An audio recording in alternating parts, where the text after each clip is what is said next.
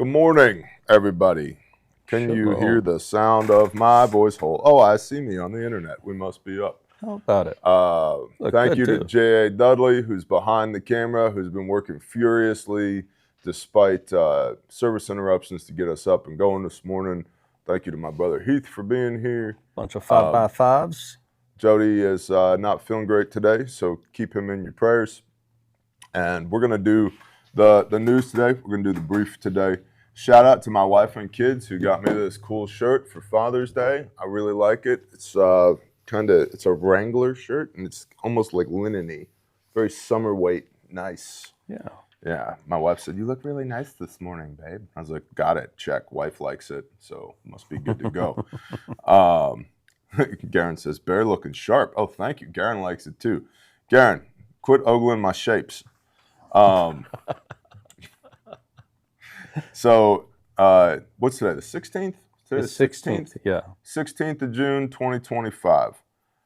All right, since the last brief covering the Middle East, things have taken off like a shot. Over the weekend, Israel and Iran exchanged some of the heaviest missile fire strikes we've seen between these two countries, raising serious concerns about a wider regional war that could drag in other powers. Israeli missiles hit two energy facilities in southern Iran, and Iran fired hundreds of ballistic missiles and drones into Israel, causing multiple casualties and doing significant damage to an oil refinery and a prominent science institute that was used, overt, covert. Overt, we're just a bunch of scientists. We're just trying to do Iranian science stuff. Covert, yeah, like making nuclear bombs. Iranian Science Institute. This marked what officials are calling the hardest night for Israelis since the current conflict began. Yeah. I'm going to read the entirety of this brief, and then we have lots of commentary. Iran's Revolutionary Guard Corps said they specifically targeted Israeli fuel infrastructure in response to the Israeli strikes on their oil facilities. It's clear both sides are going after each other's energy infrastructure, an indicator that this could affect global supplies of oil if it keeps escalating. On social media, President Trump made it clear that the U.S., boy, it's Monday morning. Let's try again. The words, they're so difficult. On social media, President Trump made it clear that the U.S. had nothing, quote, nothing to do with the attack on Iran tonight, end quote, but warned that if Iran attacked the U.S. in any way, quote, the full strength of the U.S. armed forces will come down on Iran at levels never before seen, end quote. At the same time, Trump is pushing for a diplomatic solution, writing, quote, we can easily get a deal done between Iran and Israel and end this bloody conflict, end quote. 3 exclamation points as well.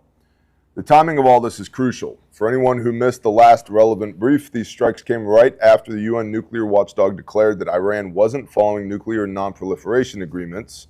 Israeli intelligence suggested Iran was close to developing nuclear weapons, which Israel sees as an existential threat. Prime Minister Netanyahu told Fox News that Israel had intelligence showing Iran was, quote, months away from developing an initial nuclear weapon, end quote, and claimed they had enough enriched uranium for 9 bombs, declaring, quote, we had to act. It was the 12th hour, and we did act to save ourselves, but also to protect the world from this incendiary regime. We will not have a second Holocaust, a nuclear Holocaust, end quote. Of course, the conflict has already started pulling in other regional players. Yemen's Houthi rebels said they assisted Iran by launching more ballistic missiles at Israel. However, rumor is that their entire upper command structure was killed last night by Israel. Rumor, unconfirmed. Yeah. So no more Houthi and the Blowfish? I don't know. Meanwhile, the U.S. and Iran were supposed to start their 6th round of nuclear talks in Oman, but those got canceled due to the fighting.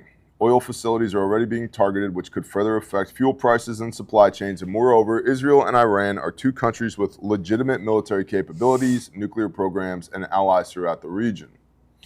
Meanwhile, British Prime Minister Keir Starmer, he of the coke on the train, is moving military assets, including jets, to the region for, quote, contingency support, end quote.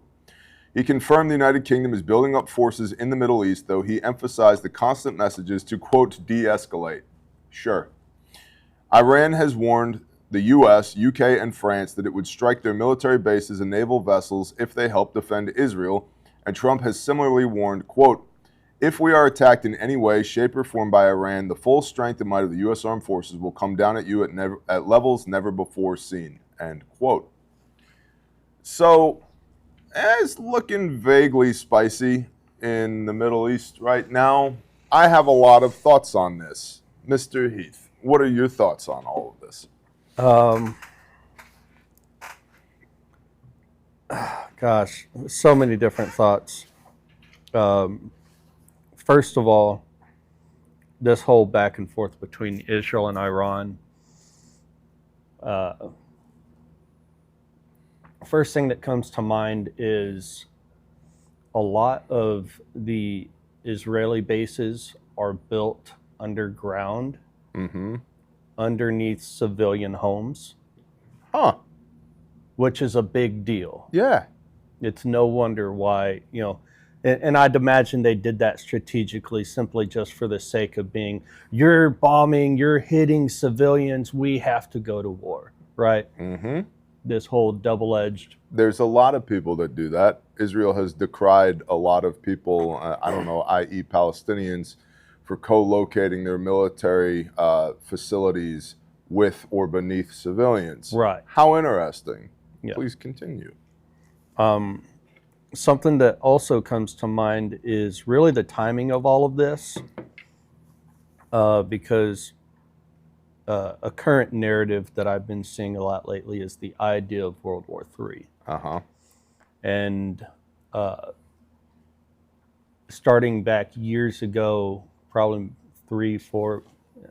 probably closer to 4 or 5 years ago, when I really started to dive into like the ideas of cryptocurrency and studying what they are, and specifically, namely XRP. XRP was being touted as, so like think of Bitcoin as the prototype, which was created specifically for the banking sector, but they quickly realized it couldn't do what they need it to do because it's too slow and too expensive. Insert XRP and Ripple Labs, the company behind it. And a narrative that was being pushed years ago was the idea that XRP was designed to stave off World War III. Yeah. Interesting. Very interesting. Because what it does is it essentially solves the world's greatest banking sector problem, and that is lack of liquidity in the banks. So it acts as a neutral point to provide liquidity on demand so that you no longer have escrow accounts. Interesting. So there's financial implications potentially here as well. 100%.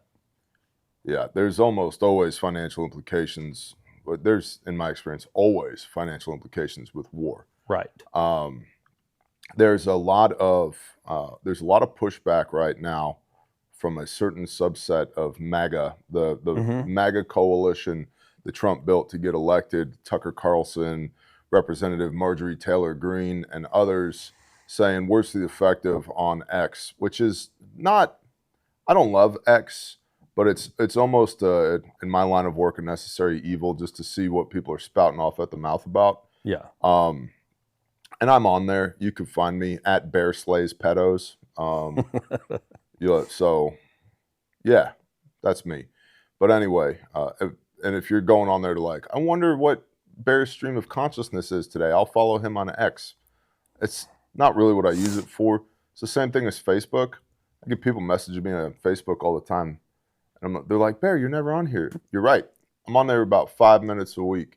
And I'm unapologetically using Facebook for promotion when I'm on it. It's not to connect with people. It's not for any of those other reasons. It's an OSINT tool, and I use it for promotion. It's not conversational for me. I've got way too many other things going on than to burn hours of my day on Facebook. But anyway, on X, you got Tucker Carlson, Representative Marjorie Taylor Greene, many others saying, where's the effect of, this is not what I voted for. This is not no new wars. We don't want a third world war. We don't want another war in the Middle East. Yep. There's a lot of veterans that I follow, GWAT vets, on X saying worse of the same thing. I'm not going back to the sandbox to bleed and die. I'm not sending my kids to the sandbox to bleed and die. We're not doing it. Yeah. And so it's really interesting to me that there's at least a subset of MAGA that's being quite vocal right now saying, hey, Mr. Trump, this is not what we voted for. Absolutely. Do not get us embroiled in another war in the Middle East. And a lot of what's not being reported, although it's interesting, a lot of what is touted as fresh video, intel, photographs, et cetera, from this Israel-Iran conflict is stuff that's way older, that's being repurposed for the purpose of clicks and views on X, Facebook, Instagram, et cetera. So my point is, we know what we're being told about the conflict. We know what we're being told. And that goes for everything, whether it's Russia, Ukraine, Israel, Iran, China, Taiwan, politics, economics here in the United States. We know what we're being told. And if we take it all the way back to first principles, who's telling us and what is their vested interest in this situation, right? So a lot of the reporting already is pretty sloppy on what's coming out of Israel, Iran. But the support, American domestic support for another Middle Eastern war is not there. It's has the potential to affect Trump's popularity significantly. A lot of people saying, if this dude gets us in another war in the Middle East, that's it, I'm done, right? Like, yes, I voted for the man, but no, I will not support him in this. And I appreciate that nuance in 2025 in politics, because a lot of people are diehard that, that's my guy. It can do no wrong. I disagree with that. But what most people don't realize, because it's not being reported, or if it is being reported, it's not being reported widely, Israel is engaged in regime change in Iran. That's what's happening. Yeah. So Israel, and I want to bring this point out. Just go with me here for a minute. You guys know me. It takes me a few minutes to flesh out an idea so I can make a point. Israel had Mossad operatives inside of Iran. And those Mossad operatives have been doing for the last months, if not years, things such as building rapport, gaining access and placement to Iran's top military officials, top nuclear scientists, mapping out locations, getting all that area familiarity, building a covert drone base out in the desert to launch drone attacks from, which they're doing right now. Right. Getting all the targeting data for these individuals. Then, when Israel started bombing Iran, at the same time, these Mossad agents were doing hits on all of Iran's top people, their top military personnel, top scientists. A few of them were killed with drones, a few of them were killed in missile strikes, but many of them were killed by door-to-door Mossad assassination teams. Yep. Okay? So covert ops. Covert ops. On the one hand, kudos Israel. That's not easy to do. We'll get to the other hand in a minute here. Those same Mossad operatives, as the previous upper echelon of leadership in Iran was eliminated, new people were appointed into those positions, which is, I think, part of why we haven't had any Iranian sleeper cells here go active. Yeah. Because the relationship, the handlers for these cells have been taken out. And so now for a new handler to come in, the timeline has been too short for a new handler to build rapport, go through the authentication protocols with these sleeper cells to activate anybody here. So in a certain sense, Israel's done us a favor in that by eliminating these people. Now, the new echelon of leadership that's been appointed in the last 48 hours are having slips of paper slipped underneath their doors or passed to them, dead drops, et cetera, basically saying, give up, flip, it's time for the Ayatollah to go. We will support you if you can facilitate the Ayatollah going. So Israel is actively engaged in regime change in Iran. Now, the reason I bring this up is there's a little organization that you may have heard of called AIPAC, here in the United States of America. American Israeli Political Action Committee.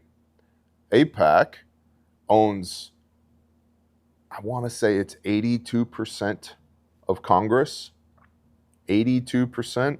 They put $230 million, almost $250 million into Trump's reelection this time. They have special interest lobbyists all throughout DC. Point is, this network and these relationships exist here in the United States of America. And we've discussed previously the carrot and the stick approach. Right now, the carrot is, hey, you vote this way, we'll let you know which stocks to buy or which digital currency to buy.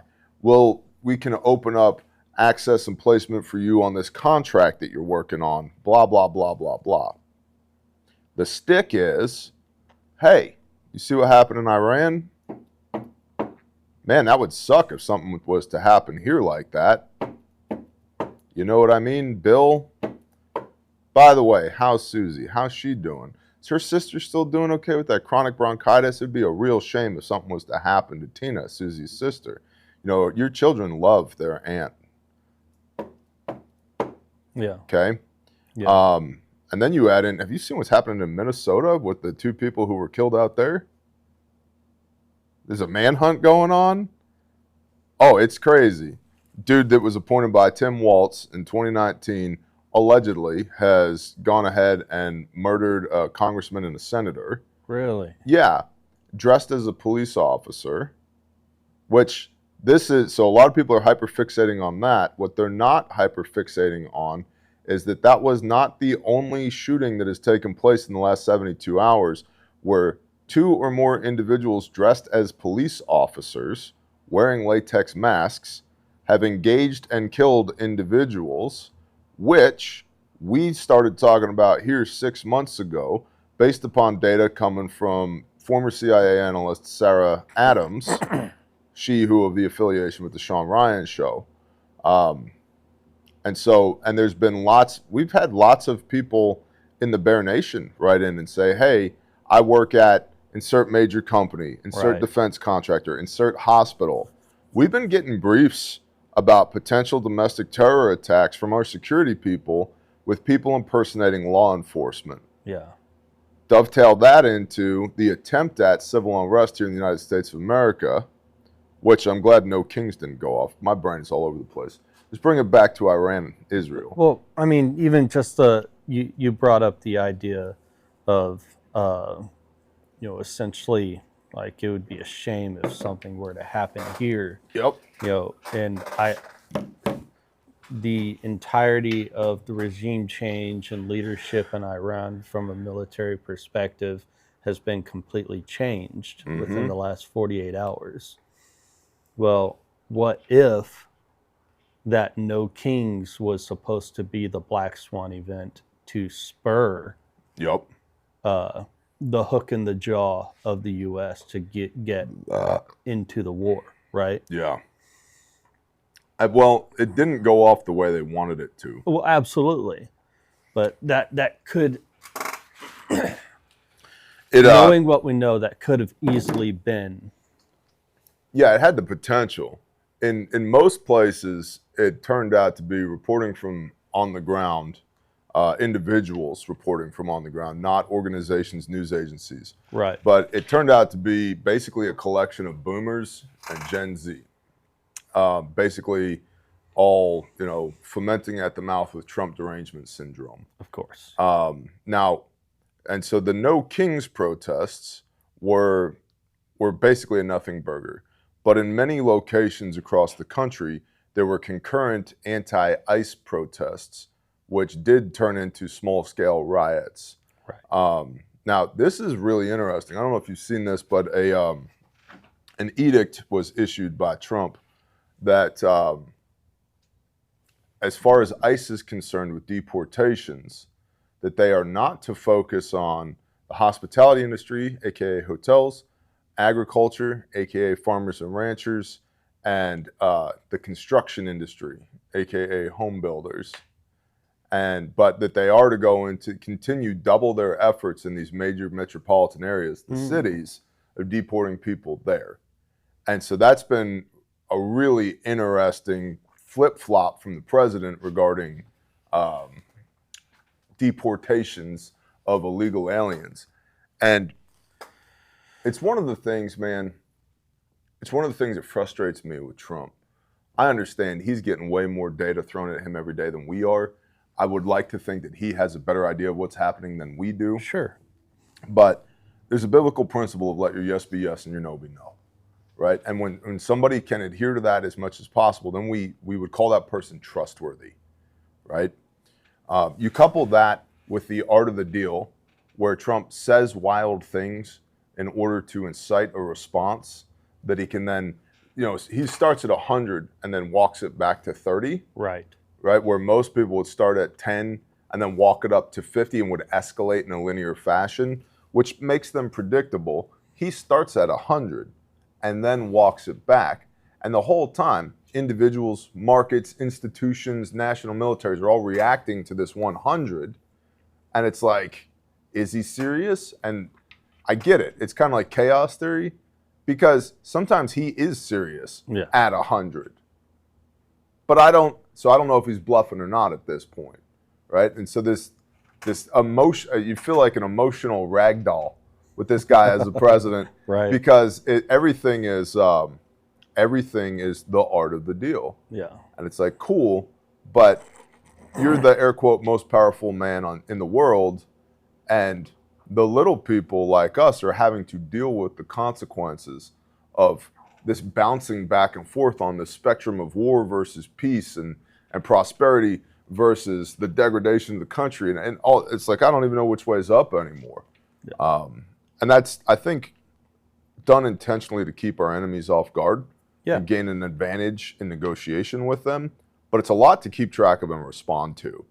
And I understand it. I don't appreciate it, because predictability equals stability. Right. Right? Unpredictability, you see this on the economic side. Oh, yeah. Right? When things are unstable, they're not generally profitable. Yeah. Except for the few that have the resources to take advantage of the instability to capitalize on it. Right. And that's generally not us. It's generally not us little people. Thoughts? Yeah, I mean, you're absolutely right. I mean, when you're thinking about the individuals that have the opportunity and capability to capitalize on something on such a grand scale, taking a look at all the narratives, kind of bringing it back to, take current events, for example, like tomorrow, the Senate is supposed to cast a final vote on what is called the Genius Act. Yep. And that Genius Act is said to provide regulatory clarity for utilization of what is essentially called stable coins, which are like pegged to the US dollar or pegged to a asset, it provides legal clarity for stable coins to be utilized in the said banking sector, which opens up this whole can of worms, which, essentially leads into regulatory clarity for cases such as the escrow accounts and all of that, tokenization of tokenization or digitalization of hard tangible assets to ease transfer flow of money. Okay. So you're talking about oil, gold, silver, platinum, houses, like everything is going to become digitalized. And this is that framework that our government is currently voting on right now. So tying all of that in, this is big picture, because you've got governments around the world flocking back to gold. You've got governments all around the world who have, and even the largest banks in the world, who have established relationships with large companies, all for this one narrative, all for this one thing. So it's very interesting that all of the timing of all of these things coming up are coinciding with this specifically. and it's all hinging on what our Senate and our government votes on to bring into law. So I think it's interesting you bring up timing, right?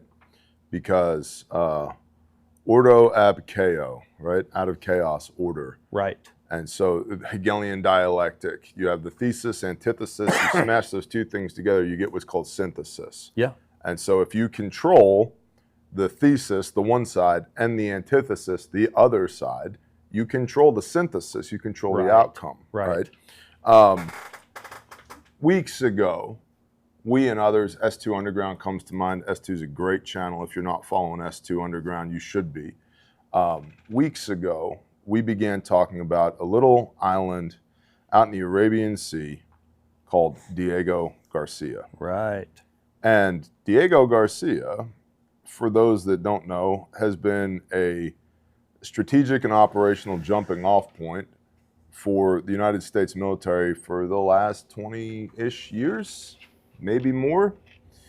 And if you were to just go to Google Earth or Google Maps and put in Diego Garcia, you'll get a little red pin out in the middle of the Arabian Sea. Arabian Sea is a very interesting phrase. To the north of that, you have the Maldives. To the north of that, you have India. Okay. To the northwest of Diego Garcia, you have some places you may have heard of, like Pakistan, Afghanistan, and Iran. Yep. Iran. Okay. Iran. We've been seeing for the last couple of weeks that the narrative has been built. Iran must not get nuclear weapons. Right.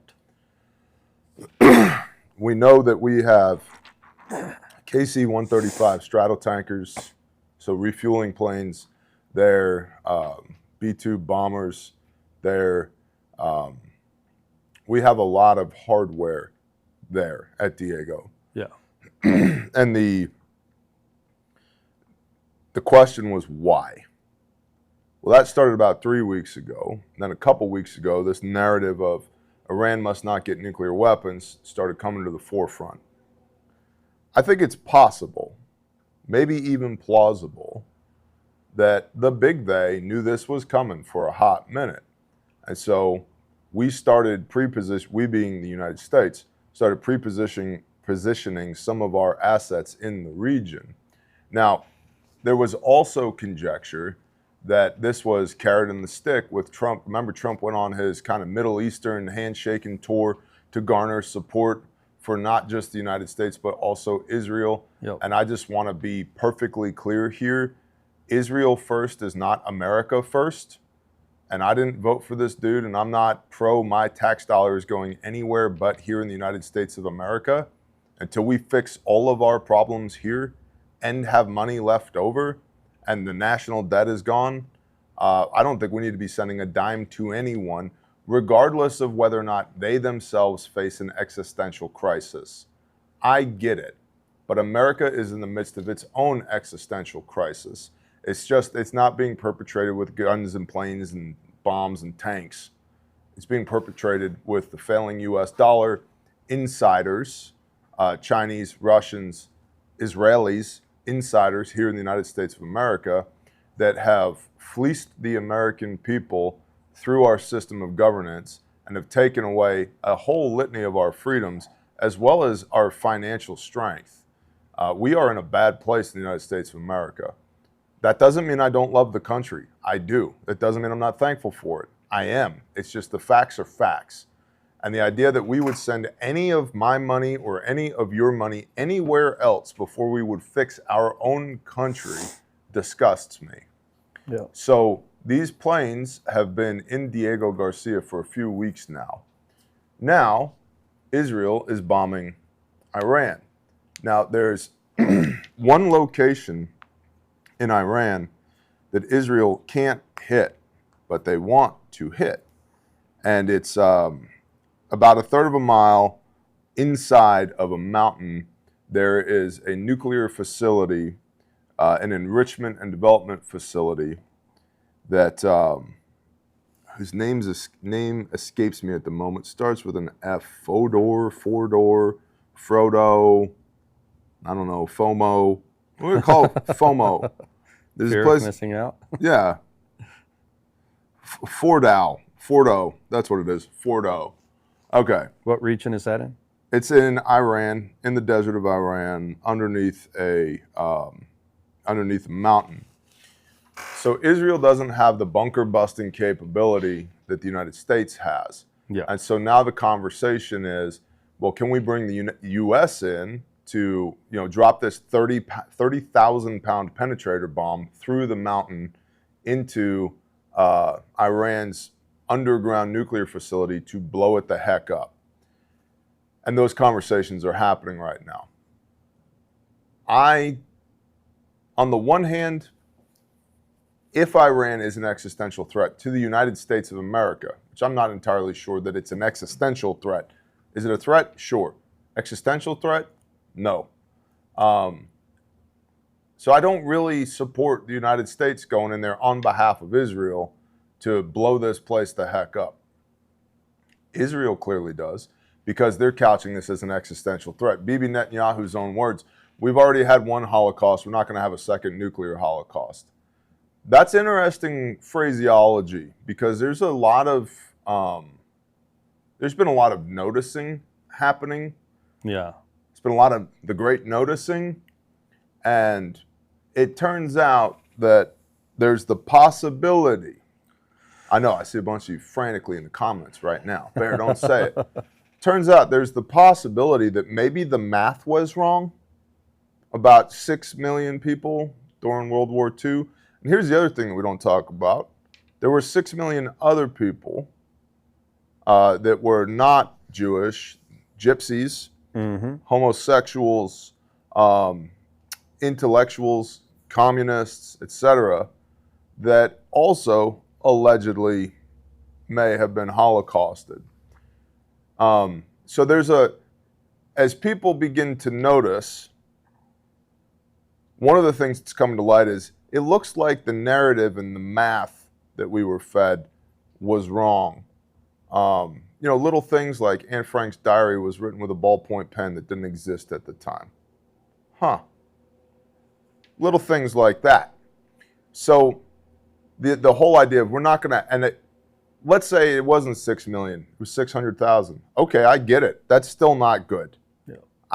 It's still not good. But and there are a lot of people who survived that incident in World War II, who got the arm tattoos, that did have to wear the yellow stars, who were interviewed on national television here in the United States of America afterwards, who said that whole thing's a lie. That whole thing, this whole narrative is a lie that was used, that was propagated by the Zionists, which is the political movement to get an Israeli homeland, used to garner international support for the Israelis having their own homeland, which then you get into the Balfour Declaration, 1948. Britain gives what was at that time called Palestine, a piece of land, to the Jews as a Jewish homeland. Okay, happened way before I was alive.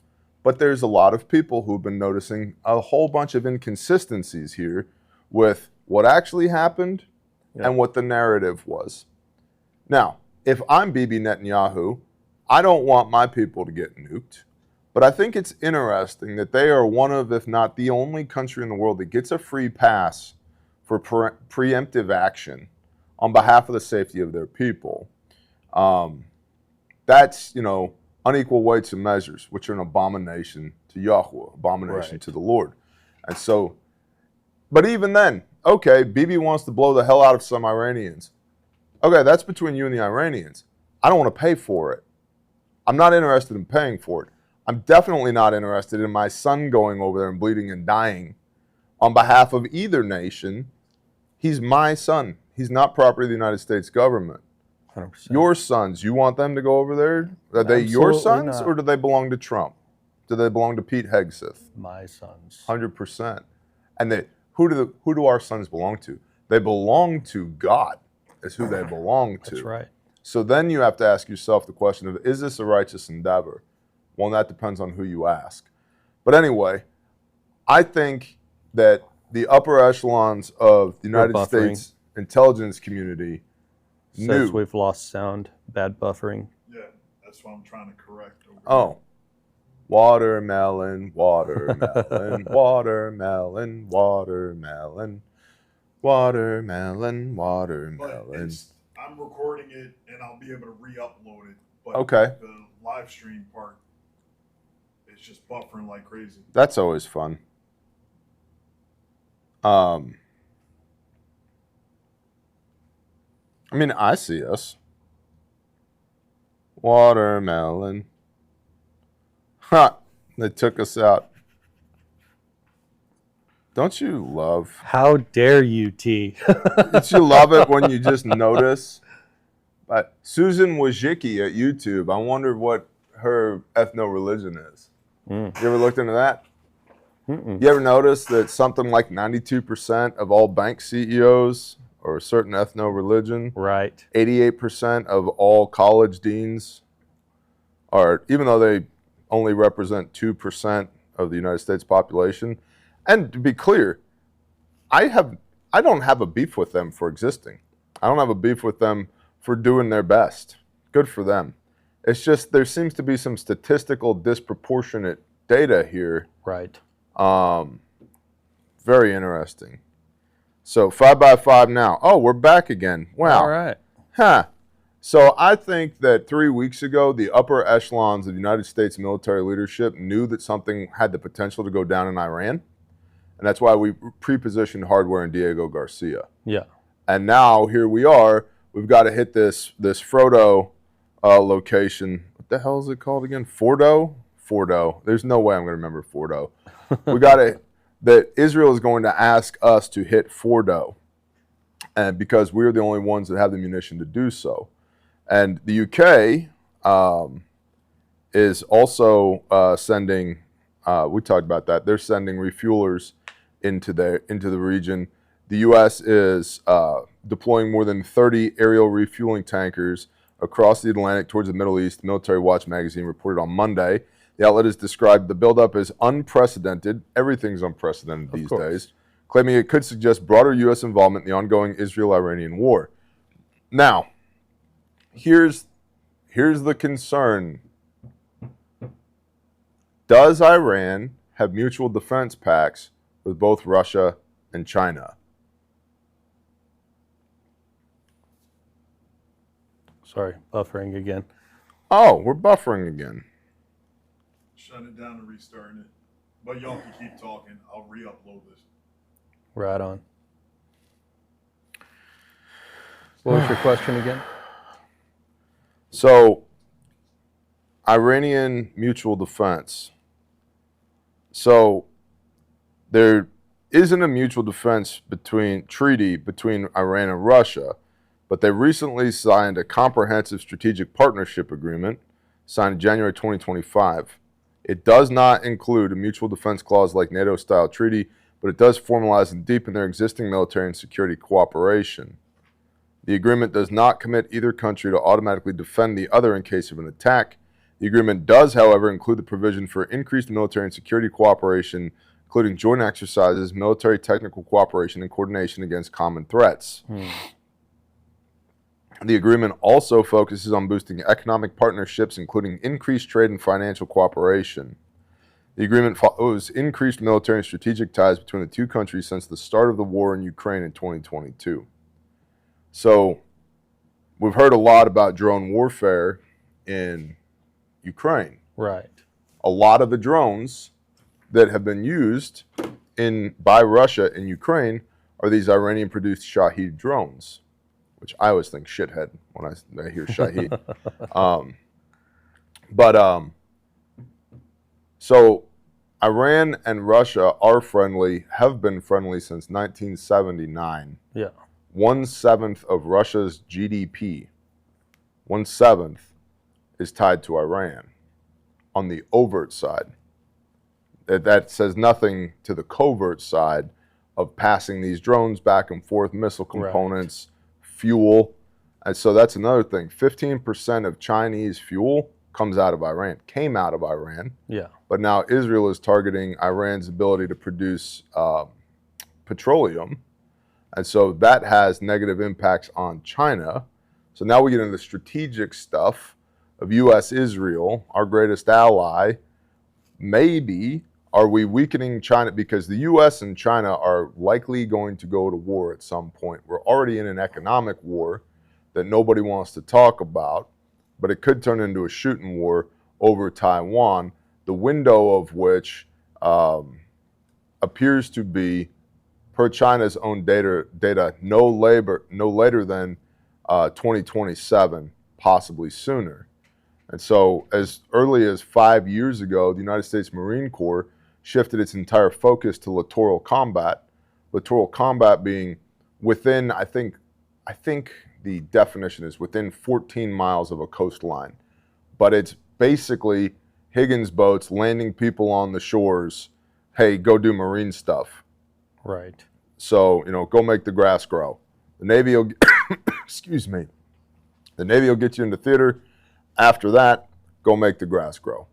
And that was in response to the Chinese threat to the United States of America in a hot war, not acknowledging the Cold War that we are already in, below the threshold of guns, tanks, bombs, planes, that we are already in with China. We've been in an economic war with China for a long time, decades. And we've had politicians inside of the United States of America that are bought and paid for by China, sympathetic with China, that have allowed our country to be eroded from the inside, which is part of why Trump got elected with this whole drain the swamp thing, which the swamp hasn't been drained and I don't think is likely to be drained within the next 4 years. So are we back or are we still... Offline. Oh, cool. Y'all keep going. It's still recording. So this will get uploaded as a video. Yes. When this gets done, kill the live stream, delete it, just delete the live stream, upload as a video. Yeah. Yeah, YouTube. You can't talk about the noticing. Oh no. You can't do it. Something that's interesting to me is there is a kind of, maybe I'm drawing in too much, but there is a trans-Israel oil pipeline that runs from the Gulf all the way through Israel and down into Iran. Mm-hmm. And of course, Israel just struck Haifa. I wonder if there's some form of restriction or something where that oil has a play in what's going on. Maybe they've restricted the flow, restricted access to the oil, restricted access to the money, so on and so forth. I don't agree with the existence of the nation state of Israel, but the people who are there, Yeah. I don't begrudge them their right to exist either. Sure. Just like the Iranian regime versus Iranian people. Look at Patrick Bet-David, Iranian immigrant. His father he was serving in the 101st Airborne, here. Mm-hmm. Runs several successful companies. He's done a lot of good for America and Americans, right? Alex and Layla Hormozi, their parents are Iranian immigrants. I love the Hormozis, man. Yeah. They're incredible people. And so does the capacity exist for there to be awesome people in Iran? Yeah. Sure does. Because people... And right? all across the world, regardless of where you go, you're going to find fantastic individuals. 100%. And that's kind of my point. Yeah. But the leadership in the nation state of Israel, which is not, a lot of people think like, oh yeah, the people of Israel support the leadership. Not necessarily. There's a lot of factions there, and the coalition of governance that Bibi has and his approval ratings are shaky at best. Right. Right? So there are lots of people that don't support the leadership in Israel, just like for the last 4 years under Biden, there were lots of Americans that didn't support the leadership in America, right? Yeah. Same thing in Iran. There's lots of Iranians that don't support the Ayatollah Khamenei and his leadership, right? And so the tragedy here is parsing out military and political leadership in multiple countries all trying to go to war with one another, while there's good people that just want to live their little life, feed their family, worship their God, be engaged in meaningful, purposeful work, that live a life that matters, and just be left the hell alone. And we're blowing the hell out of all these people because on the premise that an existential crisis to the nation state of Israel exists, Right. when my entire life I've been hearing Iran is 2 weeks away from a nuclear weapon. Mm-hmm. And so that goes back to trustworthiness. Yeah. Have they always been 2 weeks away from a nuclear weapon? And if so, why did we just choose to do it now? Or did they just become actually 2 weeks away from a nuclear weapon? And so therefore we must do it now, and you've just been lying to me my whole life. Yeah. Or were they still nowhere near a nuclear weapon, and you just decided now, for all the reasons stated earlier, the timing is right, so let's have a war with Iran. But the American people, at least large swaths of the MAGA coalition, are not in support of another Middle Eastern war, as am I. And I don't count myself as part of the MAGA coalition, Yeah. but I don't support another Middle Eastern war either.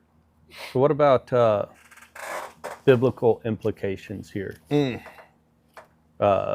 Something that comes to mind, you brought up Russia and the relationship between Russia and Iran. Yep. Was it Ezekiel 38 or Ezekiel 39? Gog and Magog.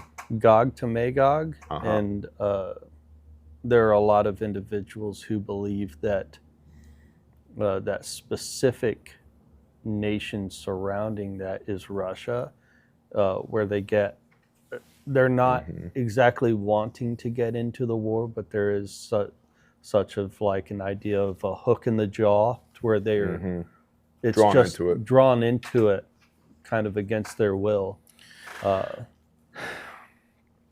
think it depends a lot on what your eschatology looks like. Sure. Eschatology being the fancy word for how you choose to interpret the book of Revelation.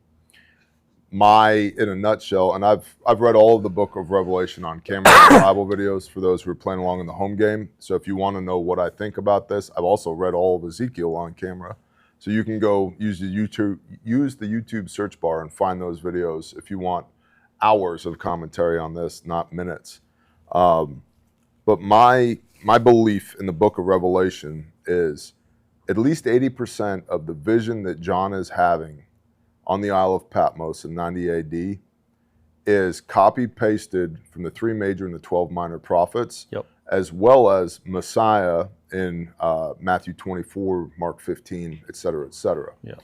And there's a few extra biblical, there's some head nods, tip of the cap to Enoch in there, et cetera, et cetera.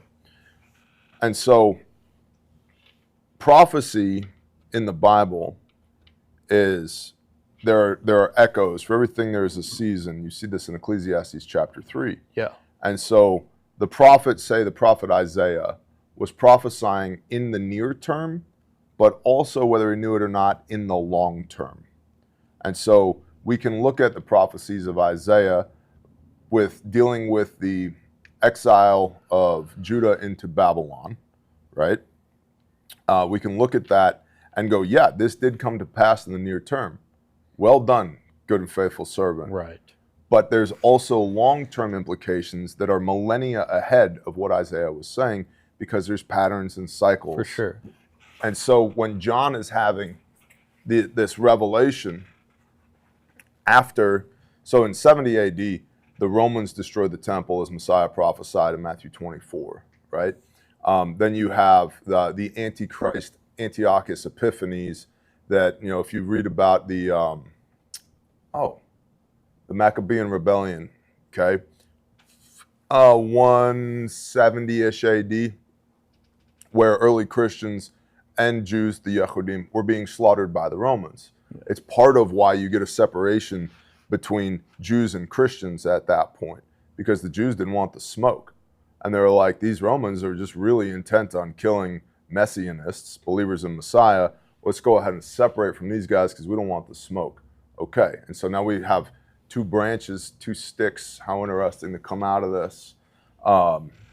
Ezekiel 37. But anyway, I'm in the weeds.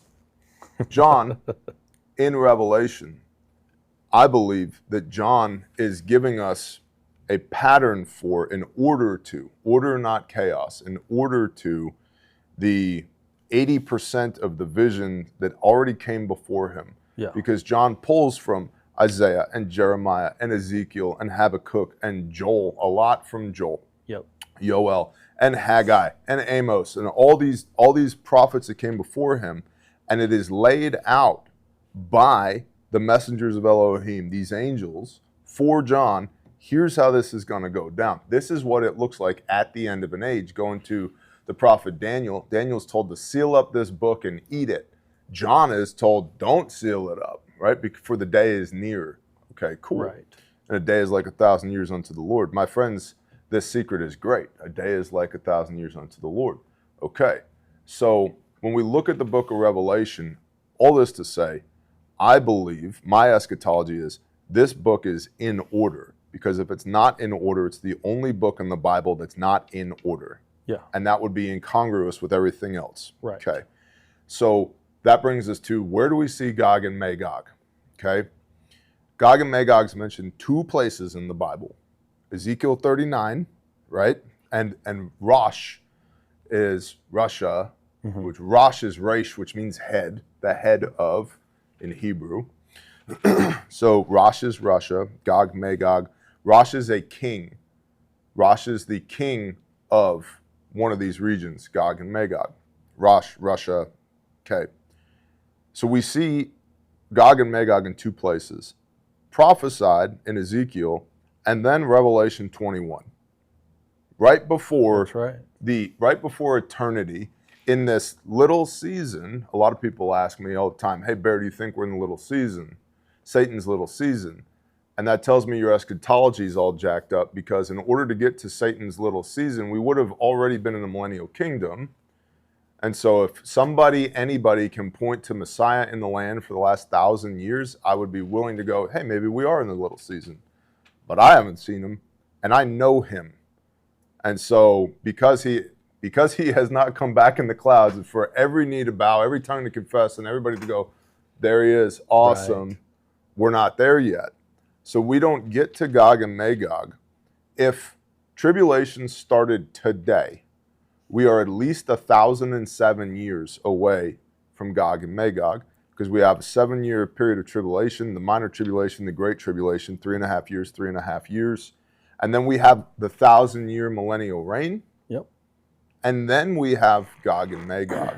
And that's my interpretation of it, because I read Revelation linearly, yep, and literally. Well, it's also written linearly. You're the Revelation guy, so. Well, you're bringing up the points that I wanted to make, just to narrate the idea, because I just had a feeling that people are out there like thinking, oh, well, what about this? Like, we're not there yet. Yeah. Yep. We're just not there. Yep. Jesus has to come in the clouds with great power and glory first, man. And praise God, we're not there. Yes. Because that's another thing I hear all the time from people. It's like, man, we are at the midst of tribulation this very moment. And what I tell them is, if we are, John owes me an apology. Because if this is what tribulation is, we just had an awesome Shabbat service where we got to play worship music and hang out with our homies and engage in corporate prayer and study the word and teach our kids without fear of persecution at all. And then I had an awesome Father's Day. I made a prime rib. It was delicious. Yeah. My wife was like, hey, I got this standing rib roast, I know, I was thinking you could cut it into ribeyes. I was like, oh, babe, no. We're making a prime rib. And that joker was expensive. I was like, hey, this does not need to be on the grocery list every week or every month. But on occasion, yeah, get me another one of these. I ate prime rib and roasted Brussels sprouts with my family and extended family at my dining room table. And it was beautiful. This is tribulation. We're not there yet. So, and I think there's a lot of people, and this is the danger, I think, in looking too closely at prophecy, trying to make the puzzle pieces fit, because I believe we will know. You will not have to tell me. We will not have to ask, is that the mark of the beast? Is that the mark of the beast? We'll know. Because part of that is having the Holy Spirit, the Ruach HaKodesh, that wisdom and discernment, we know. We have a knowing. Right. Christians have an unfair advantage, and it's something we should be leaning into. It's called the Holy Spirit. Mm-hmm. And it's not intuitive, it's a knowing. Okay, cool. So we will know when we're in tribulation. We won't have to wonder, we won't have to guess, we will know. And we don't, and here's the other thing, in the mouths of two or three let a thing be established. We do not have multiple witnesses saying, this is where we are right here in the timeline. And so until we have multiple witnesses saying, boom, this is it, it's a thing is not established. We ain't there. So that's my 2 cents. I agree. Cool. Definitely agree, man. You also don't have to agree with me. No, I really do. I mean, you hit all the points perfectly. I don't think there's a subject that I love more than biblical eschatology, the study of the end of the age. And, you know, we can tie every bit of this and, you know, and you can really do this with all of Scripture, regardless of what your mindset is. You can find anything and twist anything to your purview and what you want to see. But are you really reading it in context to take it for what it's really saying at face value? And you got to be careful. You got to be careful about one of the big 10 is don't take the Lord's name in vain, right? Yeah. And do I think you should say GD? No, I do not. But I don't think that's what that means. Taking his name in vain is putting his stamp of approval on your bullcrap. And so we need to be careful to not do that. We can have our thoughts, our ideas, our opinions, but they don't outweigh the Word of God. I just read for the camera Zechariah chapter 7. Yeah. And in Zechariah 7, there's some exiles who have returned to the land of Judea, and they come to the people who are rebuilding the temple, the second temple. And they say, hey, these fasts in the 5th and the 7th months, do we still have to do these? Because those fasts, there's one in the 4th month, 5th month, 7th month, and 10th month, were all instituted by the religious leadership of the day at the time of the destruction of Jerusalem by Babylon, approximately 586 BC, to commemorate the destruction of Jerusalem. Yeah. And so here they are 70 years later, returning from Babylon, back in Jerusalem, rebuilding the temple, 68 years later to be exact, saying, hey, do we still have to do these fasts? And Zechariah talks to Yah, and Yah says, I never told you to do them in the first place. Should I keep doing this thing that you didn't tell me to do? No, you should have never even started. Yah's exact words were, when you were fasting, were you fasting to me? Oh.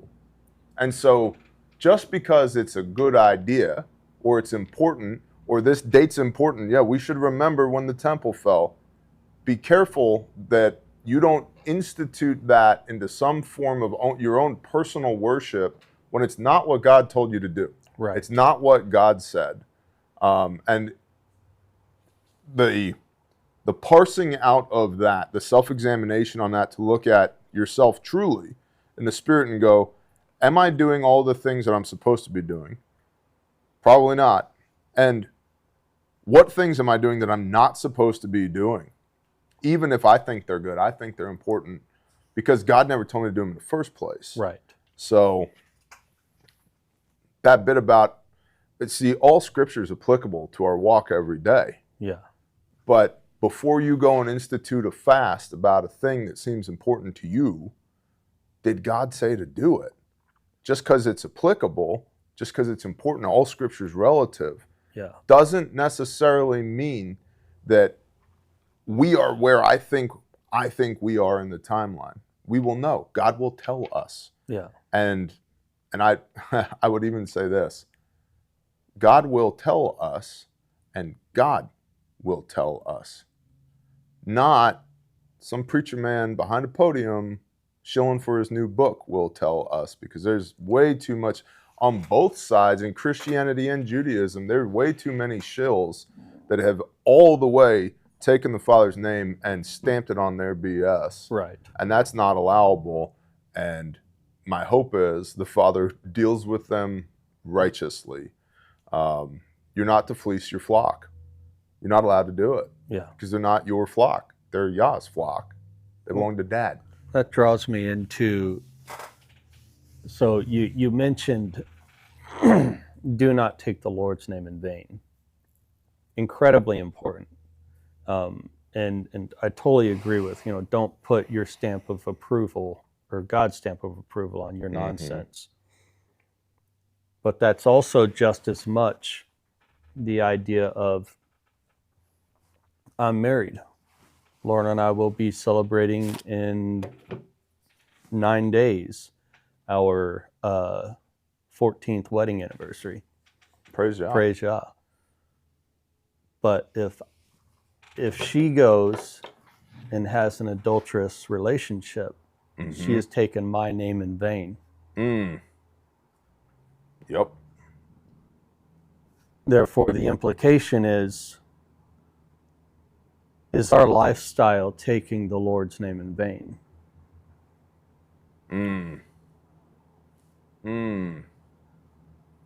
That's a good word. Well, that goes to bride and bridegroom. Right. Right? Yeah. That goes So if he's going to tell you, are you living in a manner that enables him to tell you because you are truly his bride? right? Are you listening? Right? And that goes into, we just did this question on Patreon, pre-recorded it for Amy B. Asked the question. It'll be posting at some time in the near future. But what is it? 5 verse 22. Women, wives, not women, wives, be submitted to your husband as your husband is submitted to Christ. Right. Right? Okay. So, and her question was basically words to the effect of, and I'm not going to rehash it all here, that's Patreon content, but it was basically words to the effect of like, I'm a strong, independent woman, but I want to conform my soul to this, so how do I do that in this relationship that I have, right? And my response was, the answer to your question is in the first half of the chapter. This thought doesn't begin at verse 22. Yeah. It begins at verse 1. And what does that look like? Right. Okay, well, let your husband lead. Don't be a whore. Don't be engaged in idolatry. Don't be drunk. Let your yes be yes and your no be no.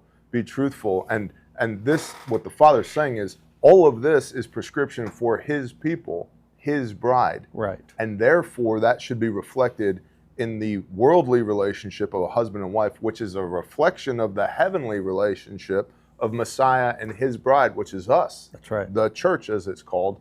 And most people don't understand, because they've never been taught, that the church, that word ecclesia that's used in the New Testament 78 times, refers to the body of believers. Is what 1 Corinthians 12 is all about, the different members of the body. It's not a building. It's not orthodoxy. It's not clergy. It's not liturgy. It's not doctrines and dogmas. It's not real estate. It's people. The church is people.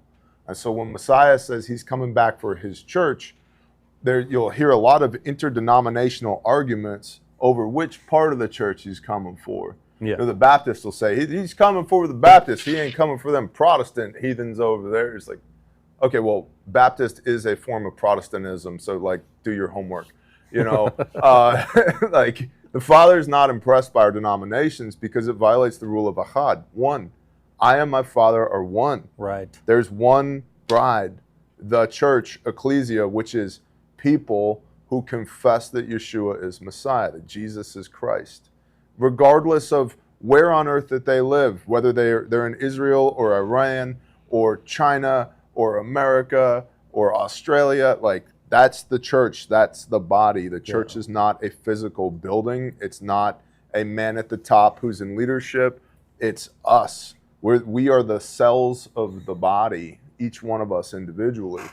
And that's the relationship the Messiah has with us. No man comes to the Father but through me. Yeah. Okay? There's one intercessor. It's Messiah. That's it. It's not the Pope.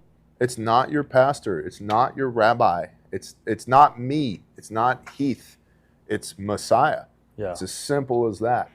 And so that this concept, sorry, we're just, you know what? We're having a great midrash this morning. But you're right. If you and your wife are not conducting yourselves in a way that is honorable to Messiah, you won't hear when Dad talks to you. Yeah.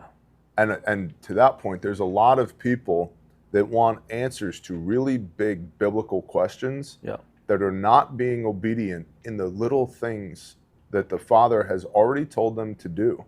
And they're like, why can't I hear God's voice? And the answer is because Isaiah, your sins have created a separation between you and Elohim. Mm-hmm. So he who can be trusted with little can be trusted with much.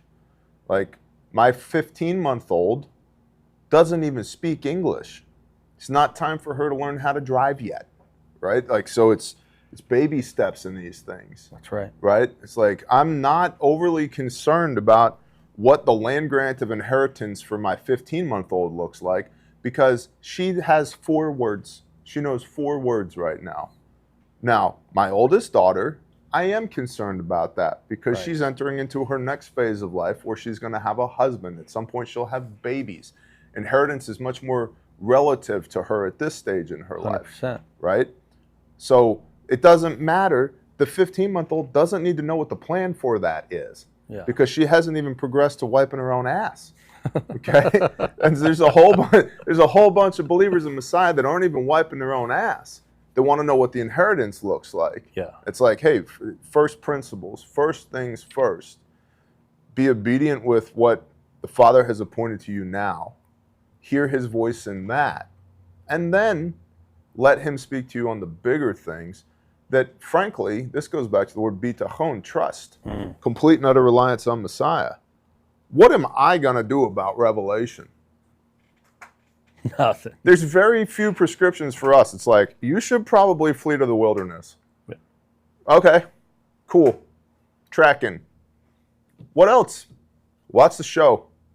Because it says, and there the woman, the church, the bride, is provided for a time, times and a half a time, right? Which goes back to the prophet Daniel. It's 3.5 years. Yeah. Okay.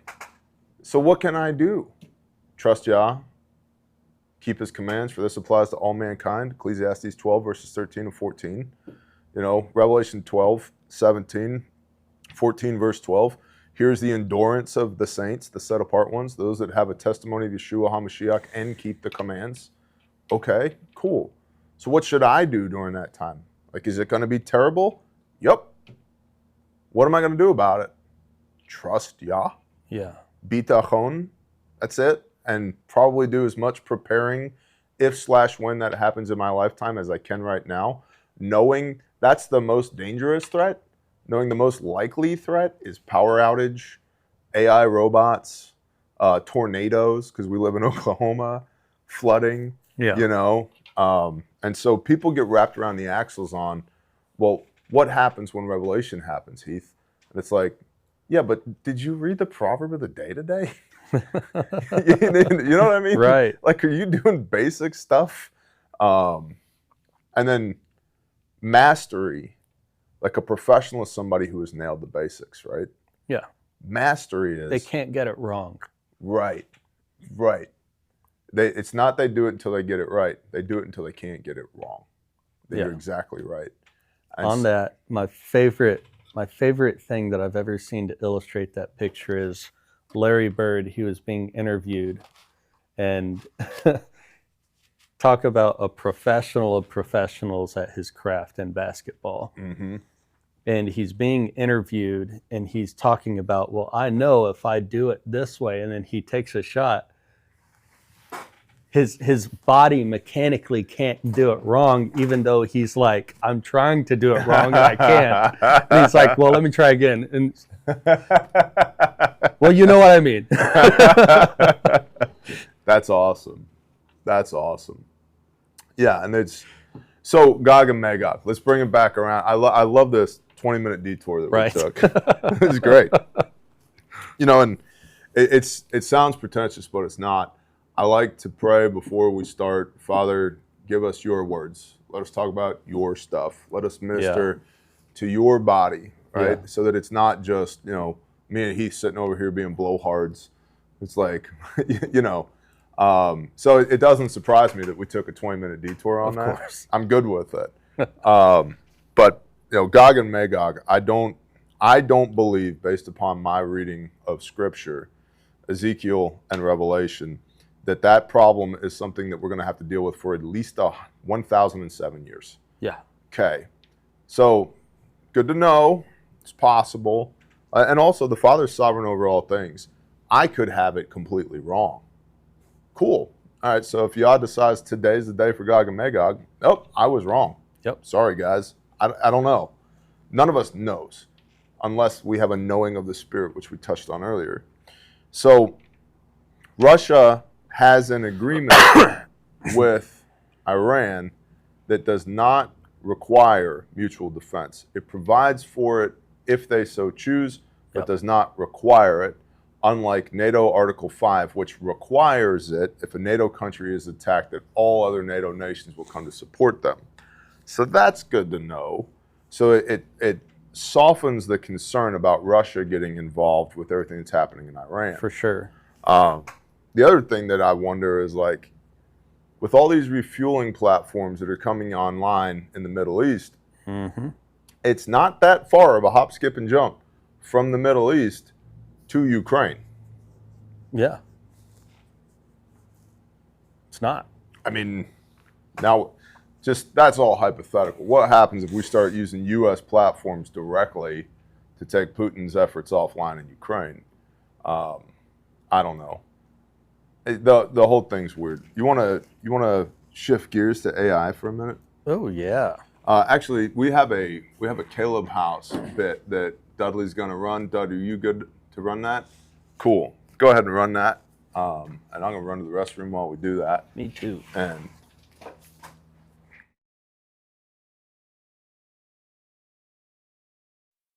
hey everybody, this is Sarah with Caleb House. I wanted to give you a quick update on what's going on the events and fundraising side of things. We have our restoration fundraiser coming up June 20th through July 20th with a $300,000 goal. That $300,000, to kind of give you an idea of what it could do, it could build all of Care House number 2. And so that'd be really exciting. You may be asking what kind of donations count towards the restoration fundraiser. It's going to be anything that comes in online through our website during that time period, any recurring donations that are already set up prior to June 20th, and then any check or cash that is either mailed to or brought to the office, all of that will count towards the goal of $300,000. So that again is June 20th through July 20th, our third annual, technically, restoration fundraiser. And then in the middle of that, on July 1st, we're going to be announcing the 2026 dates for the Refuge Ruckus. So you definitely want to make sure to keep an eye out for that. If at any time you have any kind of donations that you want to send our way in regards to, like, we have raffles and silent auctions and things like that at the Ruckus, you can email Sarah at calebhouse.org, and then I will help you get that set up so that we can get that stuff taken care of. And of course, if at any time you have questions, please reach out. We're happy to answer your questions. Hope you have a great day.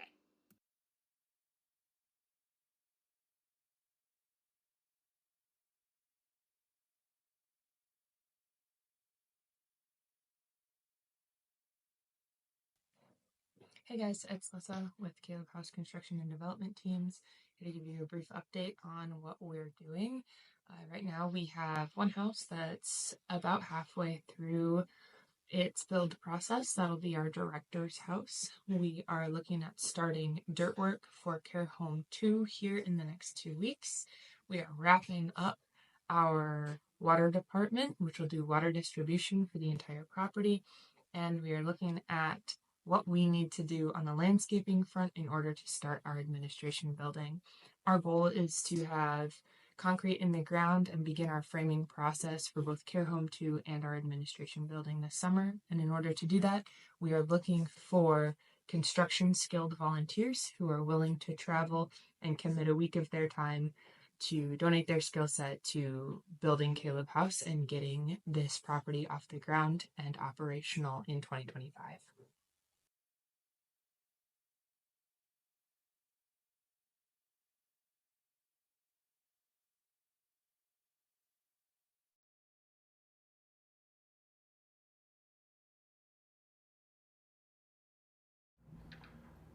Willkommen. We're back. Thanks, Dud. You're doing a great job, Dud. It's not your fault that the internet is being challenging today. But it actually, I kind of like it. I kind of like it that like maybe it helps you gain some empathy for all the days when I've been behind the camera ready to break stuff because you say things like, have you ever noticed? And then YouTube's like, nope, you can't have a live stream anymore. And then I'm on the other side of the camera, like breaking things and punching things, or like stupid robots. So it's a free speech platform. No, it's not. Anecdotally, do you see this plane that crashed in India? You seen that? No. You didn't see that? So we talked about it. The Boeing. That plane. Okay, yeah. Sorry. Yes. Yeah, there's been a lot of planes crashing. Yep. Right. Which one? The Boeing 787 MAX 800, I believe it was. You know, that plane crashed right into a building. And you know what that building didn't do? That building didn't fall down perfectly into its own platform and its own footprint into what totally looks like a controlled demolition. That just didn't happen. It's really interesting. Very interesting. Have you ever seen the security camera footage from the Pentagon morning of 9/11? I believe I have. It's been so long. There is no way that a logical person could view that footage and go, oh, that was a plane that hit the building. Oh, yeah, absolutely. That was a missile that hit. And I know people who were in the Pentagon on E-ring, the outermost ring, at the time that happened. Yeah. And they're like, hey, that wasn't a plane. Okay, cool. So it's super interesting that this Indian plane smashes into a building made out of steel and concrete, catches fire, and the building didn't collapse. Yeah. Yeah.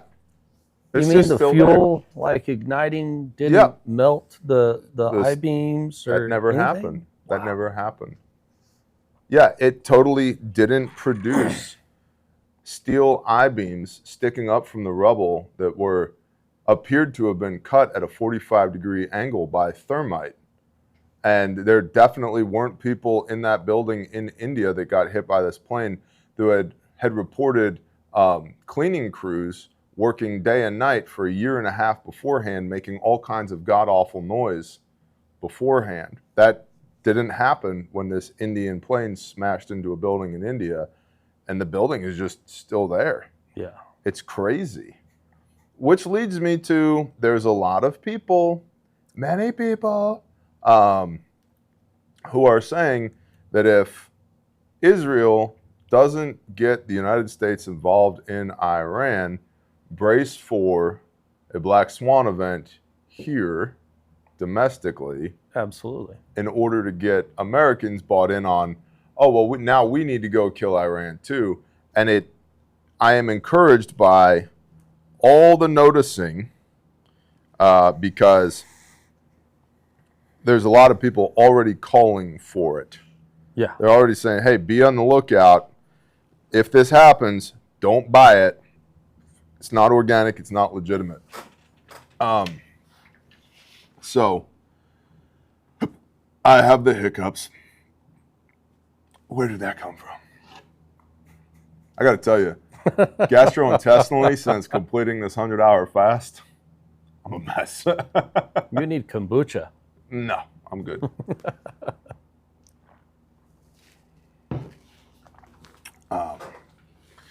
I thought about a bourbon, which sounds like way better than kombucha.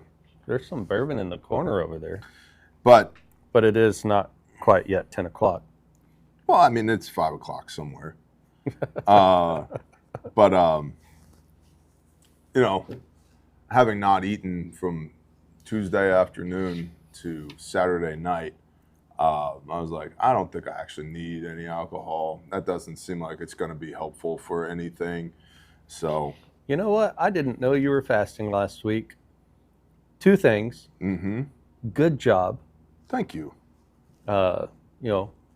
Biblical implication here is that, when you are to fast, you're supposed to take a shower, make sure that you're well dressed, have a good attitude. Don't let anybody know what you were doing on a spiritual level between yourself and your flesh and the Most High, right? Mm-hmm. So good job on that. That's awesome. Thank you. And then the other side of that is I ate ice cream right in front of you. No, I'm sorry for that. That's okay. It's all right. Shout out to Glenn and Lindsay at Ink Shaved Ice. Oh, man. Because they Love brought those us ice people. cream. Yeah, they're fantastic. They're awesome for a lot of reasons, not just because they've brought us ice cream. Yes. But I did have a little tin of churro ice cream. So good. That was in the freezer that I sequestered when it came home from the office. I put it in the deepest part of the freezer, and I told everybody in my house, I said, that is off limits, don't touch it. And so when you break your fast, you're supposed to be gentle about it. Yep. I was not. The first thing that I did was I made a little matzah cake. It's just bread and oil and salt or flour, oil, salt, and there's deep spiritual implications to that. Yeah.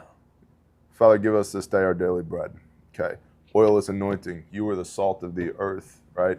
The wheat and the tares.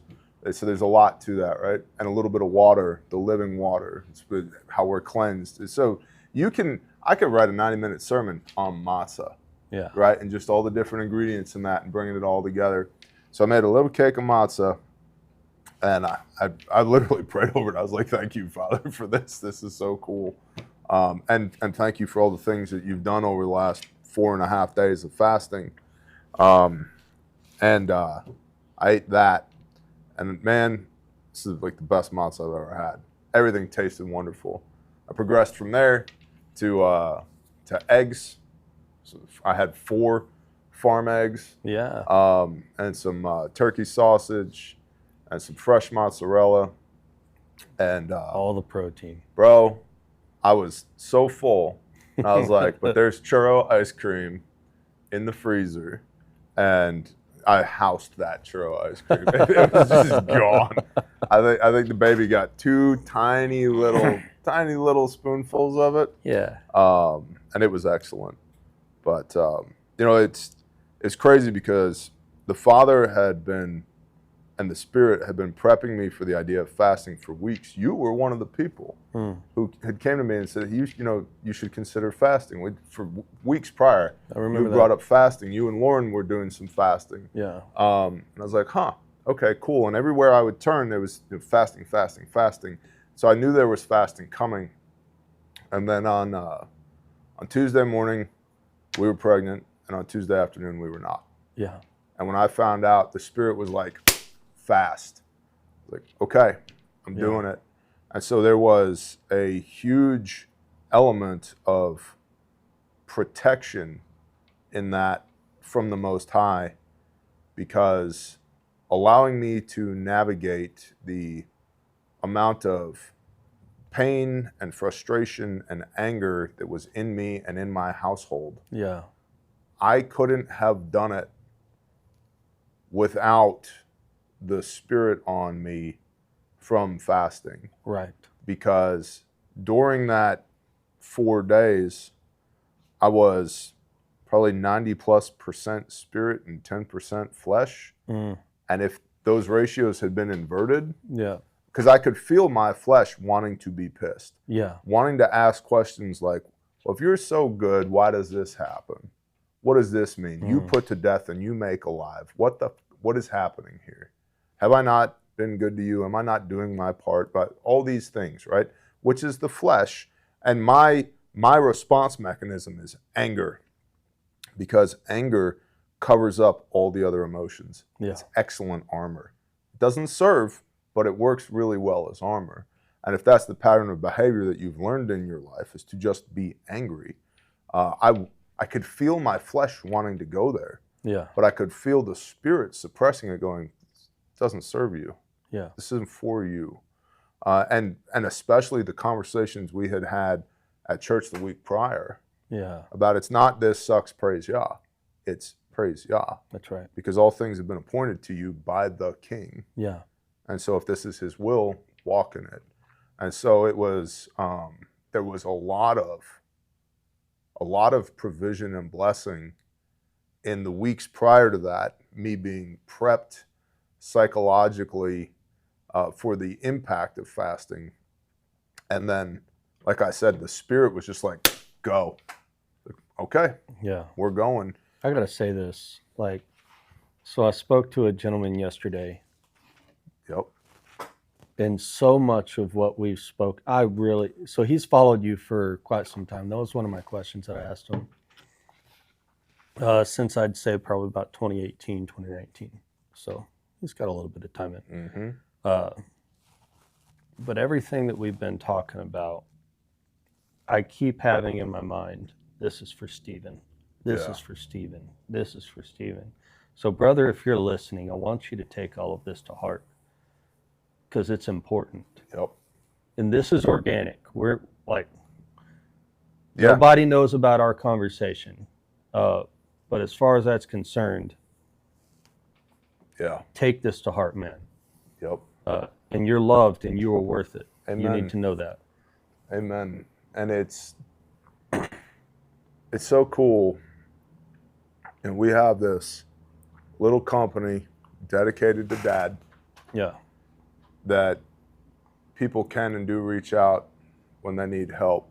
And it's not just what tourniquet should I buy? Right. You know, I have at the office, we print them out, these emails where people have reached out, or we've reached out to them, and it's just like, thank you.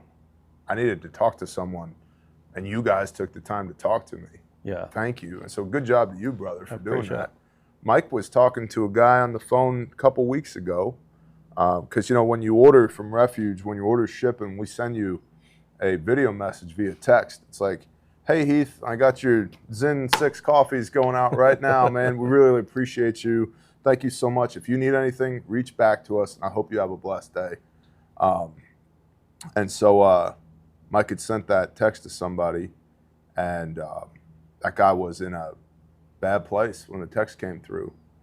And he reached back out to Mike, and he was like, man, he's like, there's something stirred inside of my spirit when you called me brother. I knew that I'm not alone. Mm-hmm.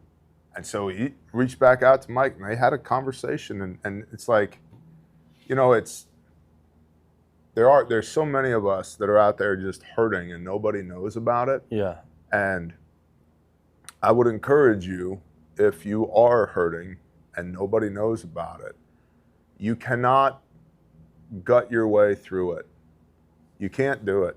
I don't care who you are. I don't care if you're a farmer, a truck driver, stay-at-home dad, operator. I don't care, because I've seen it across the spectrum of humanity, especially with men. Men take hurt and they stuff it in a box and they wrap it with chains and put padlocks on it, and then pray a meager little prayer that the chains will hold so they can go about their daily life. And the chains do hold for a while, until the stuff that you put inside the box begins to act out because you've neglected it, and the chains break and the lid flops open and all this stuff comes pouring back out again, and now you're overwhelmed and you can't handle it.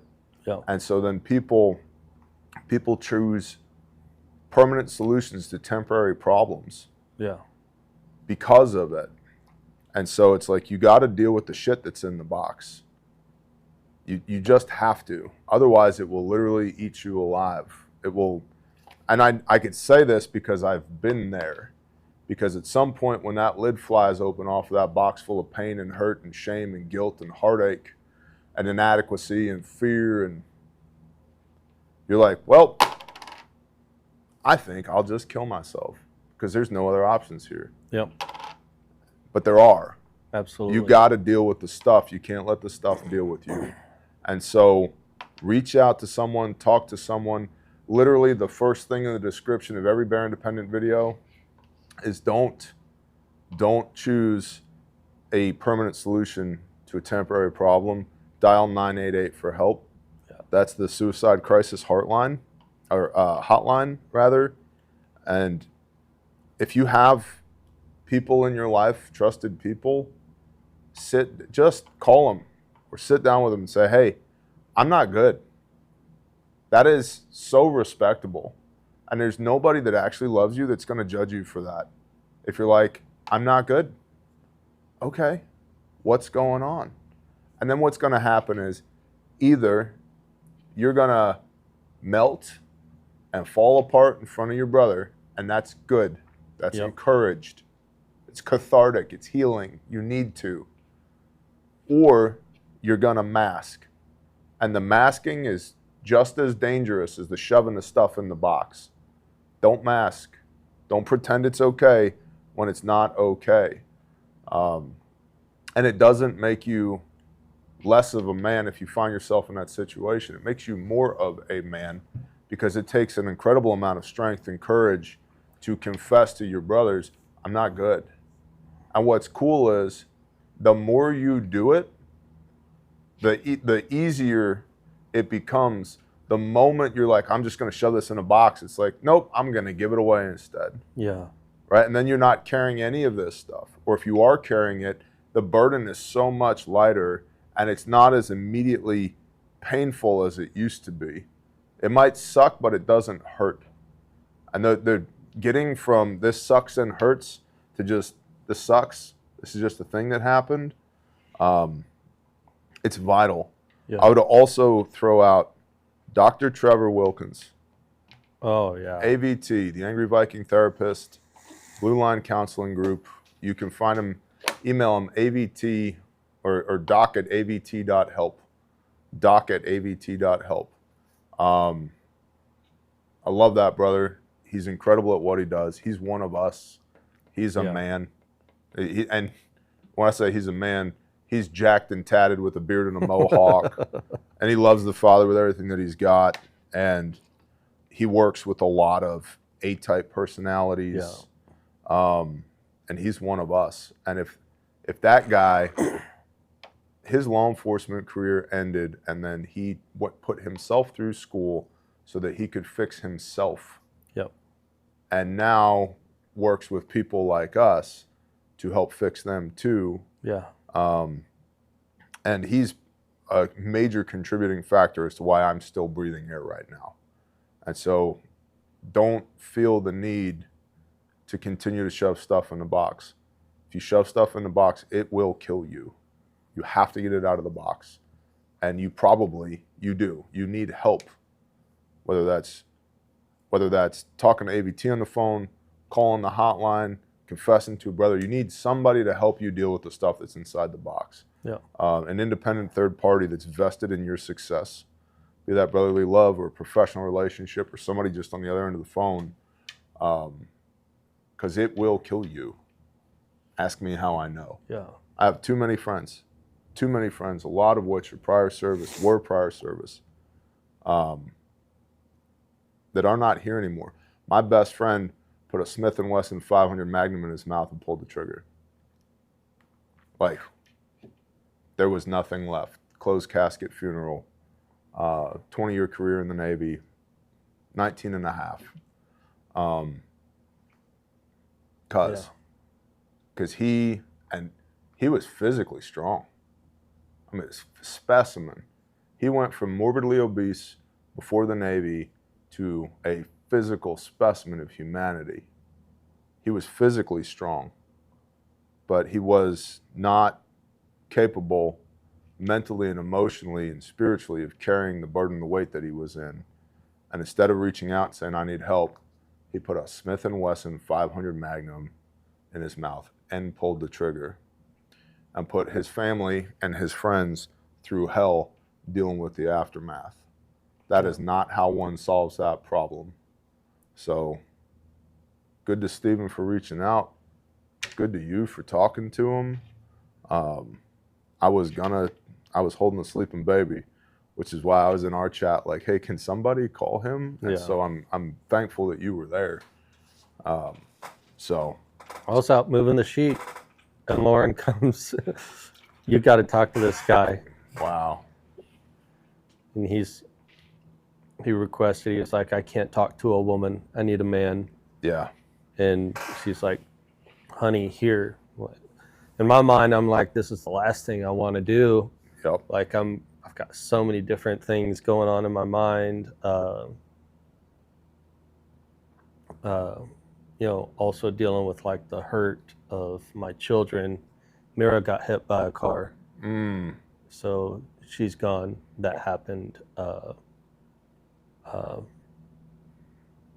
Saturday night. Sorry to hear that. It's okay.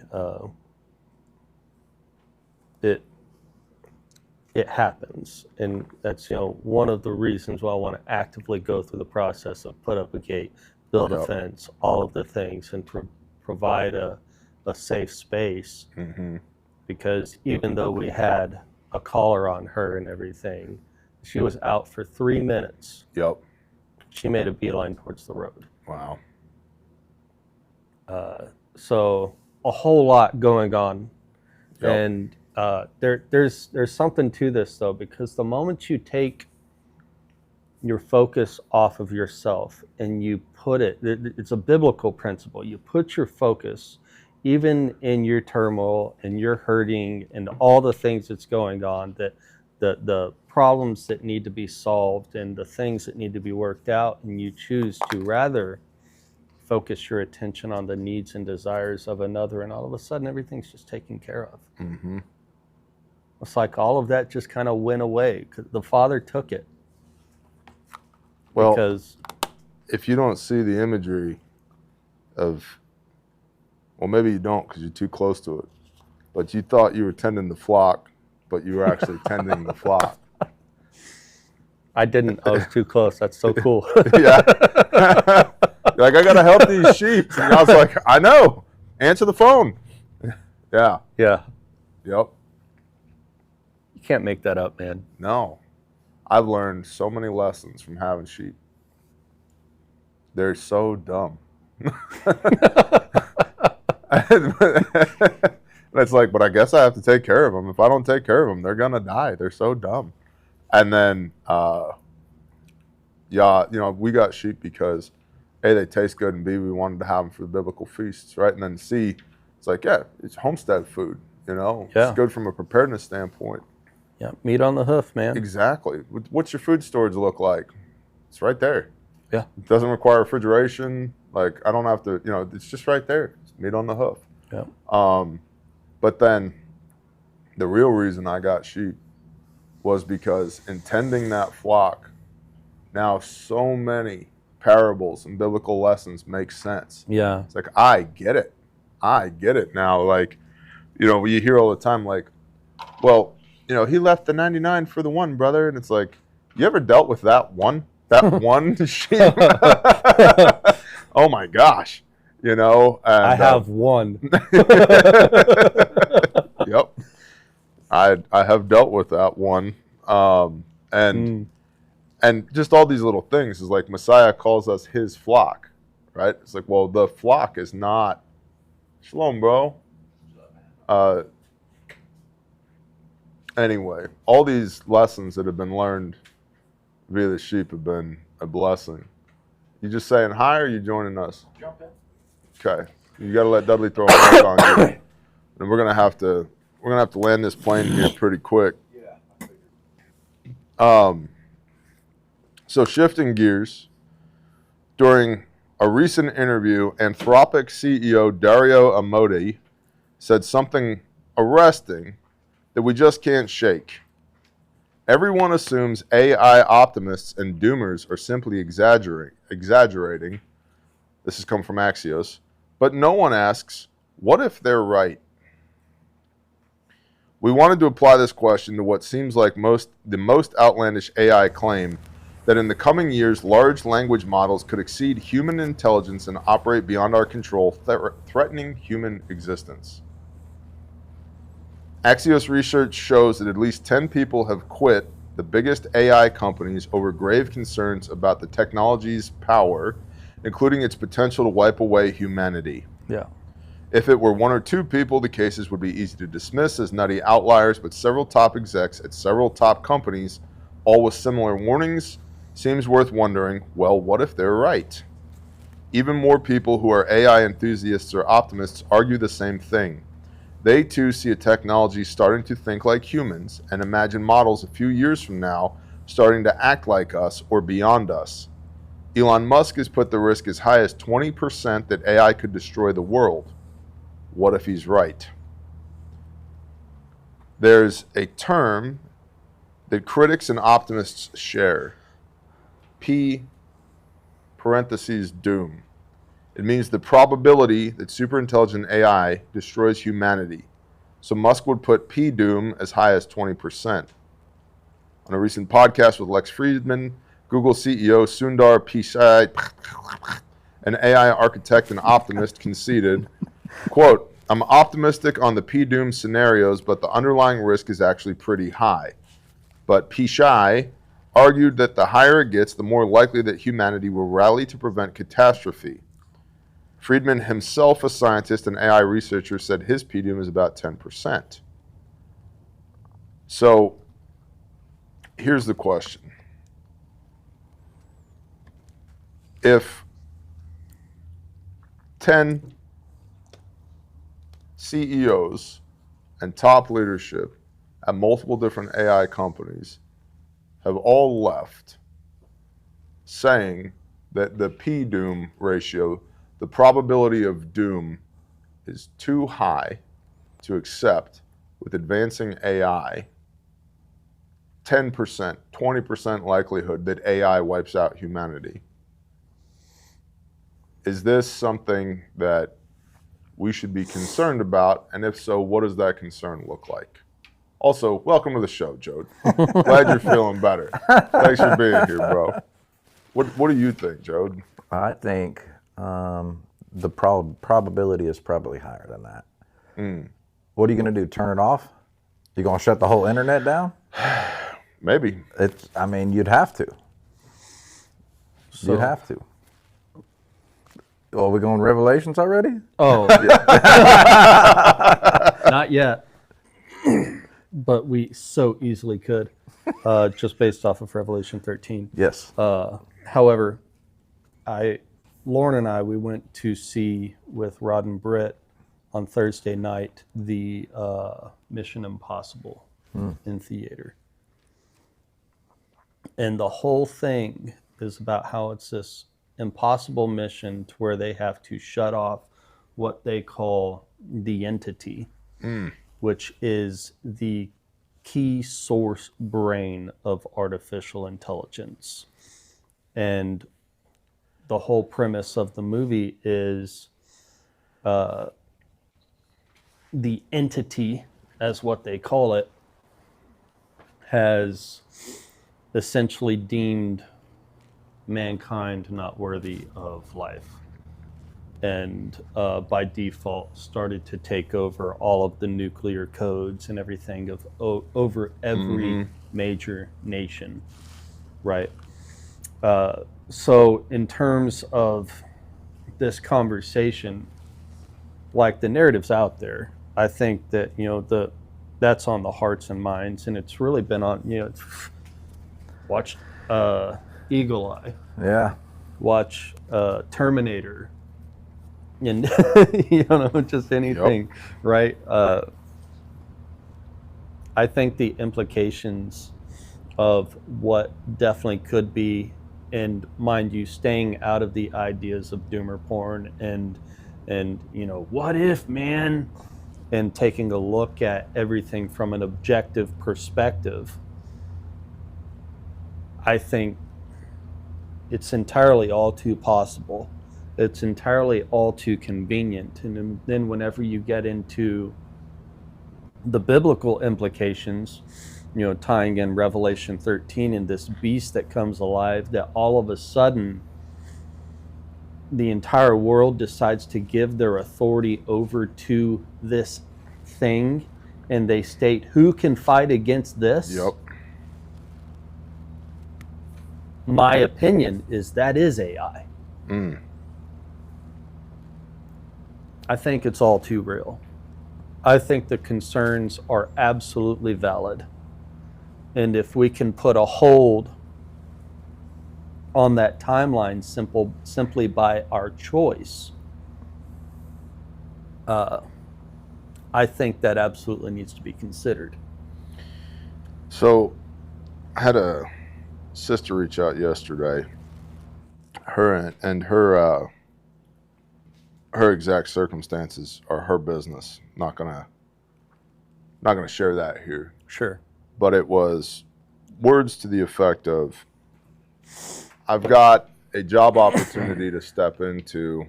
It requires, as part of the job opportunity, further training on AI and incorporating AI into what I do. She's in the tech sector.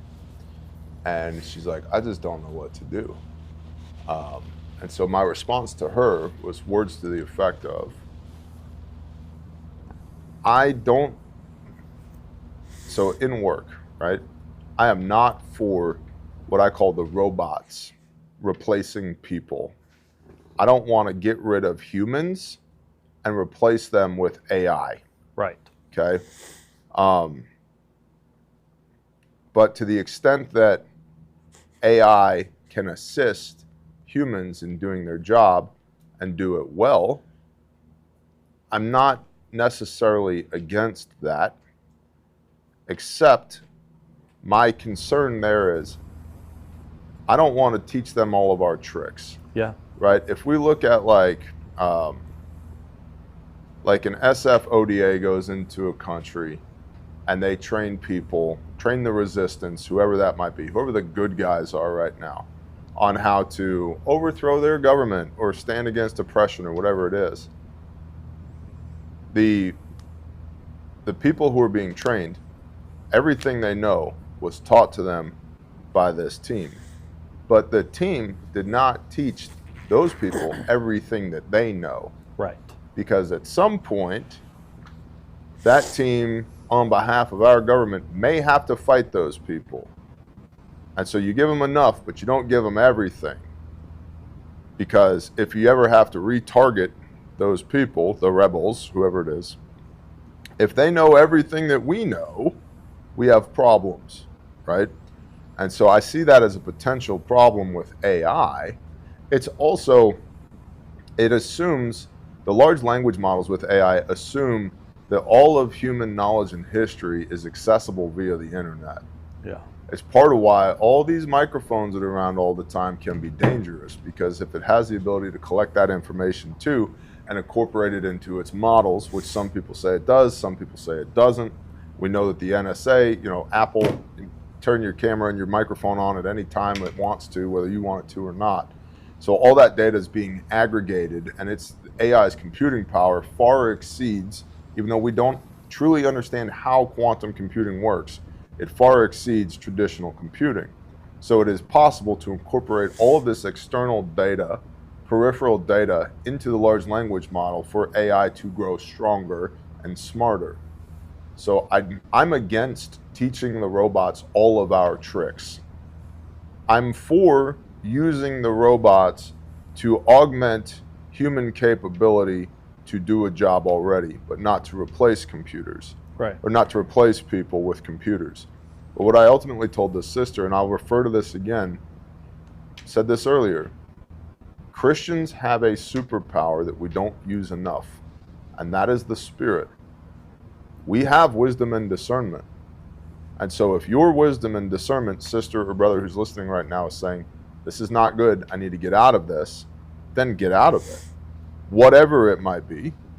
But if your wisdom and discernment from the Spirit, not what you want to do, what the Spirit tells you to do, says, yes, you do need to step through this door, even if it's uncomfortable. And how do I know it's the Spirit?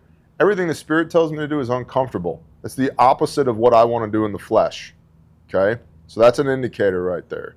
But if the Spirit says, yes, step through this door, then step through this door. And the last thing I'll say is this, and I said this to this sister. If it is the beast, who can stand against the beast? Boy, I'd like to know what the soft underbelly of the beast looks like.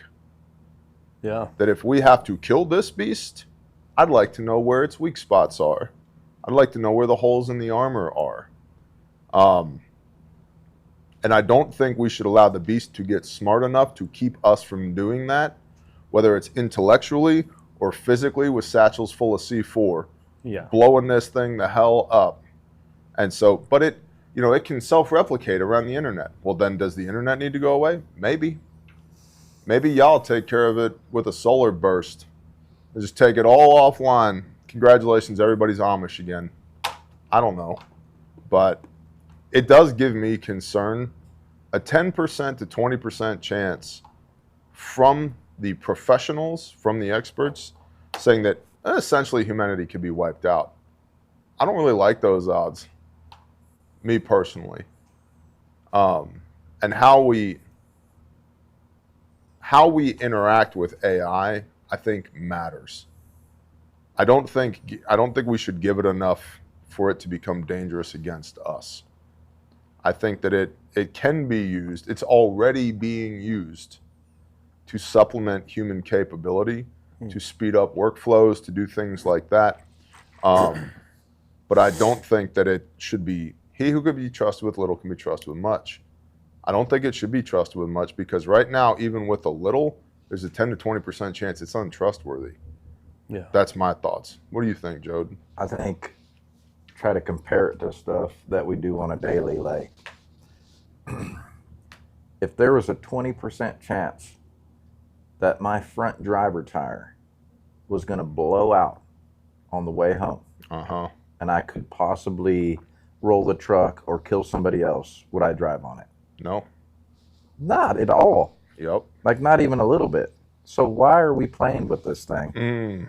And if we've already hooked it up to the internet, we know we hooked it up to the internet. Yep. Right? You're not going to unhook it now unless you turn the internet off. Yep. Look at Google. When you Google search something, it says AI, blah, blah, blah. Yep. All right? So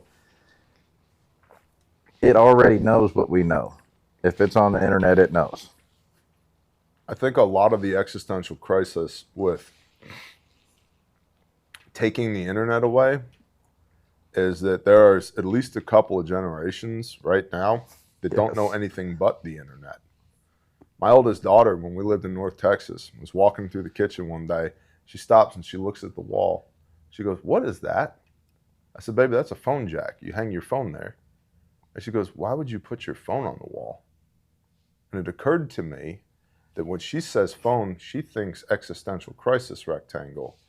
I still think handset, receiver, beep, boop, beep, boop, beep, right? Exactly. Yeah. Dial up, 10 party lines, right? Bro. Rotary phone, brother. Exactly. Exactly. And so there are generations, at least a couple of them right now, that don't know anything but the internet. Where there's also generations, a couple of them right now, where Andy Frisella talks a lot about this. He talks about a lot of things, but he talks a lot about this, that he built his business before the internet. And so if the internet was to go away right now, all of these internet marketers would be doomed, but he'd be okay. He'd just go back to doing what he did before the internet. And so if you take that concept and you write that large across humanity, there's a lot of people that existed before the internet. I built my first business before the internet too. I went from a broke kid in upstate New York with $700 in assets to selling that company for 7 figures in a handful of years, right? How? I did work and I had a good reputation. Yeah. And then word of mouth. You know, you're working for the person at this house and the neighbor sees you working for them, you're doing a good job, you show up on time, your people aren't leaving trash all over the place, and they go, "Hey, can you give me a quote on this thing?" Sure. And then you grow a company organically like that. Right. But there's people that we like institutional knowledge of humanity, things that we would never allow ourselves to forget. We now forget because I can just Google it, right? Like how to make bread, right? How many bread recipes are there? Infinite bread recipes, but it's all the same basic stuff. It's flour, water, oil, salt, some type of leavening agent if you're making leavened bread. Be that chemical leavening agents, baking soda, baking powder, or yeast, or sourdough starter, which is yeast, or whatever, right? But that's bread. And depending on how you put that together, that can be a cake, you add sugar to it, or that could be a French loaf, or that could be a big sourdough loaf, or it could be biscuits, or it could be matzah, and it's, you know, there's 1,000 different ways that those few basic ingredients can manifest themselves. But it's bread. And I, who am not in charge of feeding our family, that's my wife's job, right? Like I make the money, she makes the food appear. It's pretty cool. I love it. I know how to make at least a half a dozen different types of bread off the top of my head. My oldest children know how to make probably 2 or 3. They can definitely make at least 2 different types of bread off the top of their head. My 8-year-old can make matzah without thinking about it. And that seems very Amish to say in 2025. But what happens when the internet goes away and people don't know how to make bread? They're looking at a bushel of wheat berries and they go, what do we do with this? Oh, you turn it into flour. Well, how do I do that? You got to have a grinder. We could start with 2 rocks. You literally put it in between 2 rocks and turn it into flour that way, right? And well, what do we do with the bran? You could eat that, and then you have whole wheat. You could feed it to your chickens. But my point is, all of this was institutional knowledge for humanity for millennia, and we've already given that away to the robots because I can just Google it. How many people know how to get anywhere in their vehicle without pulling up Google Maps or without pulling up Apple Maps and going to wherever they're going, right? Oh man! Like, and I'm guilty of it at times too. But it's like we don't actually have area familiarity anymore because we're not paying attention while we're driving, Right. you know? Or much less even being able to read a basic map. Oh my gosh, yeah. Having an atlas. Yep. You know, I grew up with Yeah. you know, several different maps of the nation behind my dad's, you know, driver's seat. It's like, hey, give me the map. Yeah. Which one?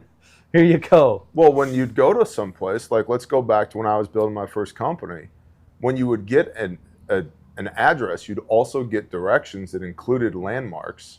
How many times? Looking at the odometer, right? Mm-hmm. And you would know, people would know these things. You're going to turn off of Highway 72 and head west. People don't even know cardinal directions anymore. Right, They don't know where west is. You're going to turn and head west, get off of Highway 72. That'll put you on County Road 12. And you're going to go 4.3 miles on County Road 12.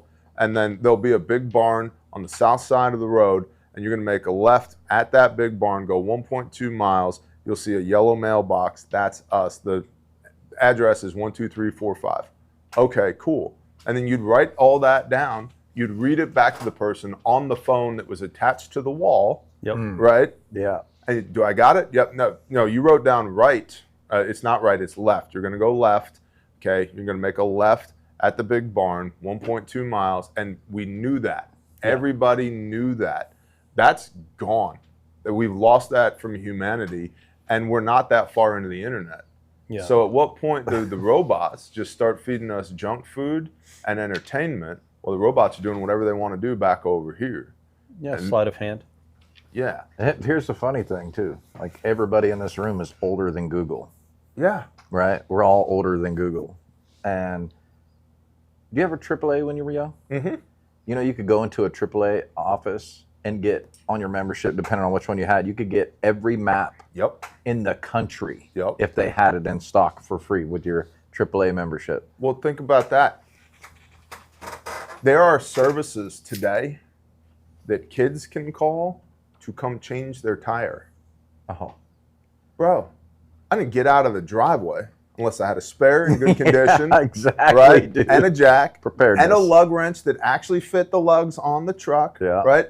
And tow straps. And because, you know, I didn't have a whole lot of money growing up. So, like, It's just a part of my everyday, like, truck loadout. Yeah. I was in my 30s before I ever got a brand new vehicle, and I hated it. It scared me. I was like, I'm going to wreck it. I gave it to my dad. I was like, here's a new F-150. I was like, I just can't do it. He's like, what? And I was like, I know me. Like, I'm going to be driving this thing in 4-wheel drive off-road somewhere. Like, I need a truck that I can work in. The new truck scares me, right? And so even when I was a kid, like, you'd have antifreeze with you and a set of tools and some engine oil, right? Might have spare fuses, should have spare fuses in the glove box, maybe spare headlamp bulb, all these things, right? And so, like, you were equipped when you rolled out, because there was no, I'll hop on my cell phone and call the tire changing guy, because even when cell phones first came out, the coverage was terrible. They folded in half. You had to pound the number 7 4 times to text somebody the letter S, right? You know, you might have had Snake on your phone. Maybe that was the game. And so now these things they've progressed so quickly that there are generations of people around the globe, but definitely here, that don't even understand these basic things. Right. They're just very basic things that used to be part of the institutional knowledge of being a person. And we're so far removed from that now that to give the robots even more of a foothold in what it means to be human, that's where my concern is. And so I think, especially in the tech sector, you're going to have to be aware of AI. You're probably going to have to integrate it into whatever your job duties are, but don't give it more than it needs. Yeah. And definitely, we as humans shouldn't be giving it more than we can recover from. Don't teach the rebels everything, because we might have to fight them. And that's kind of my approach to AI, is like, but I also think there's value, there's intelligence value to having good men and women of Christ in the belly of the beast. That if we ever have to go into Cyberdyne Systems and get the chips and blow them up, we know where the chips are. We know what to grab. We know the access to the vault. We know that if we put a shaped charge right here, this whole thing goes down. Yeah. Okay, cool. That's invaluable data to have. Is it corporate espionage? Maybe. I'm not encouraging, don't break any federal laws. I don't know. But all's fair in love and war. And if the robots are trying to kill me, gloves are off. Yeah. So don't subcontract your faith to this little thing. Be prepared. Pretend like you don't have this with you. And if you ran into a scenario, all the scenarios, what would you pack in your ride? What kit would you bring? What would you, all the different things, and roll that way. You know what's in my ride right now? A big old rucksack. Yeah, I got a mini one in mine. Yeah. Mine's on the way. We have Wilderness Responder coming up with Refuge. That Epic. is the end of August and the beginning of September, Labor Day weekend. I strongly encourage you to come to class. We have Wilderness Responder coming. We have the Refuge One Day Refuge Responder here on the 22nd.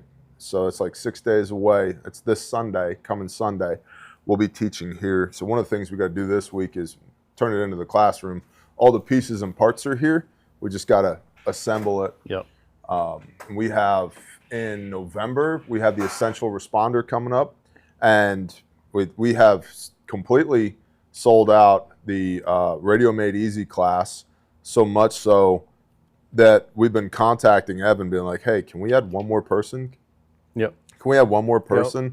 And we sold it out and have added enough people now that Evan's like, love you guys. No more people. We can't.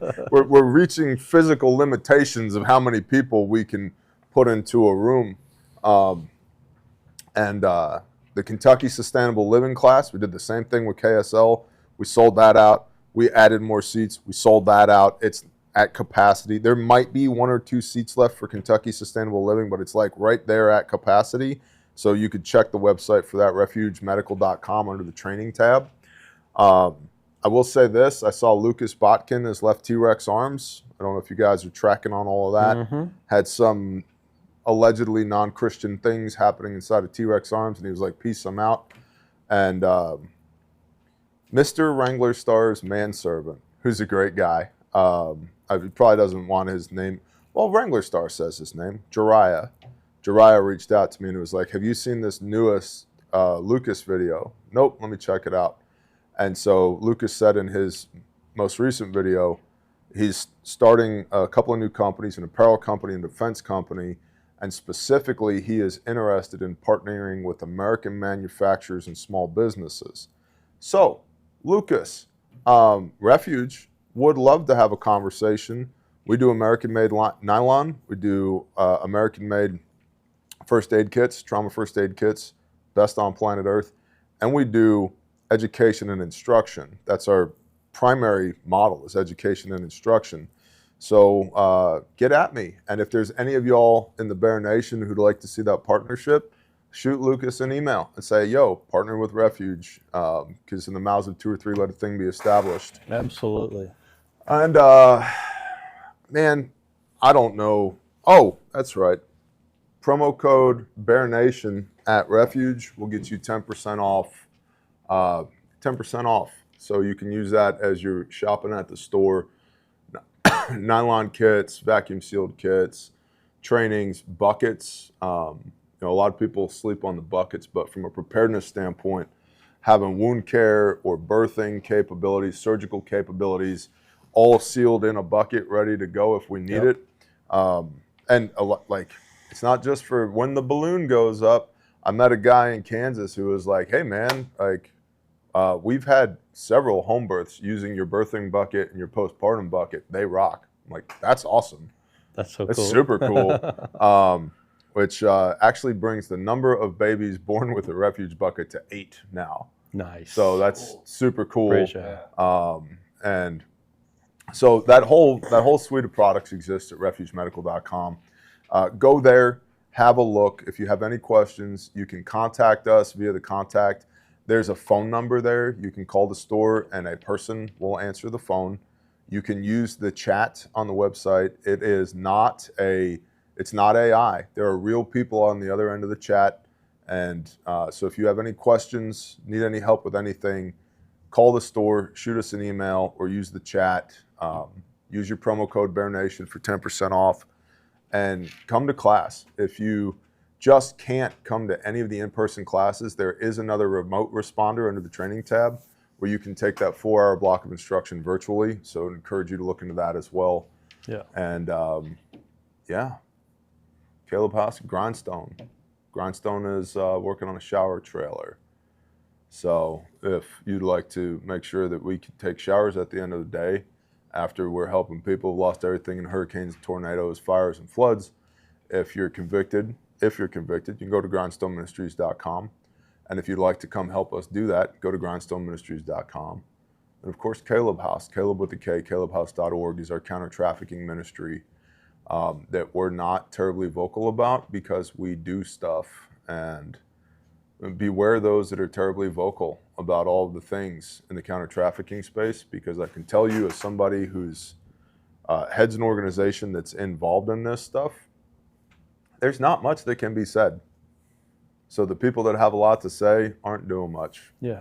And it's this weird dichotomy there. Why do they have the time and availability to speak when they're supposed to be out there hunting bad guys and rescuing kids? So if Caleb House is something that the Spirit has put on your heart, you can come see us at Caleb with a K, calebhouse.org. That's the show. I think we should pray. What do you guys think? Yeah? Should we? Let's pray.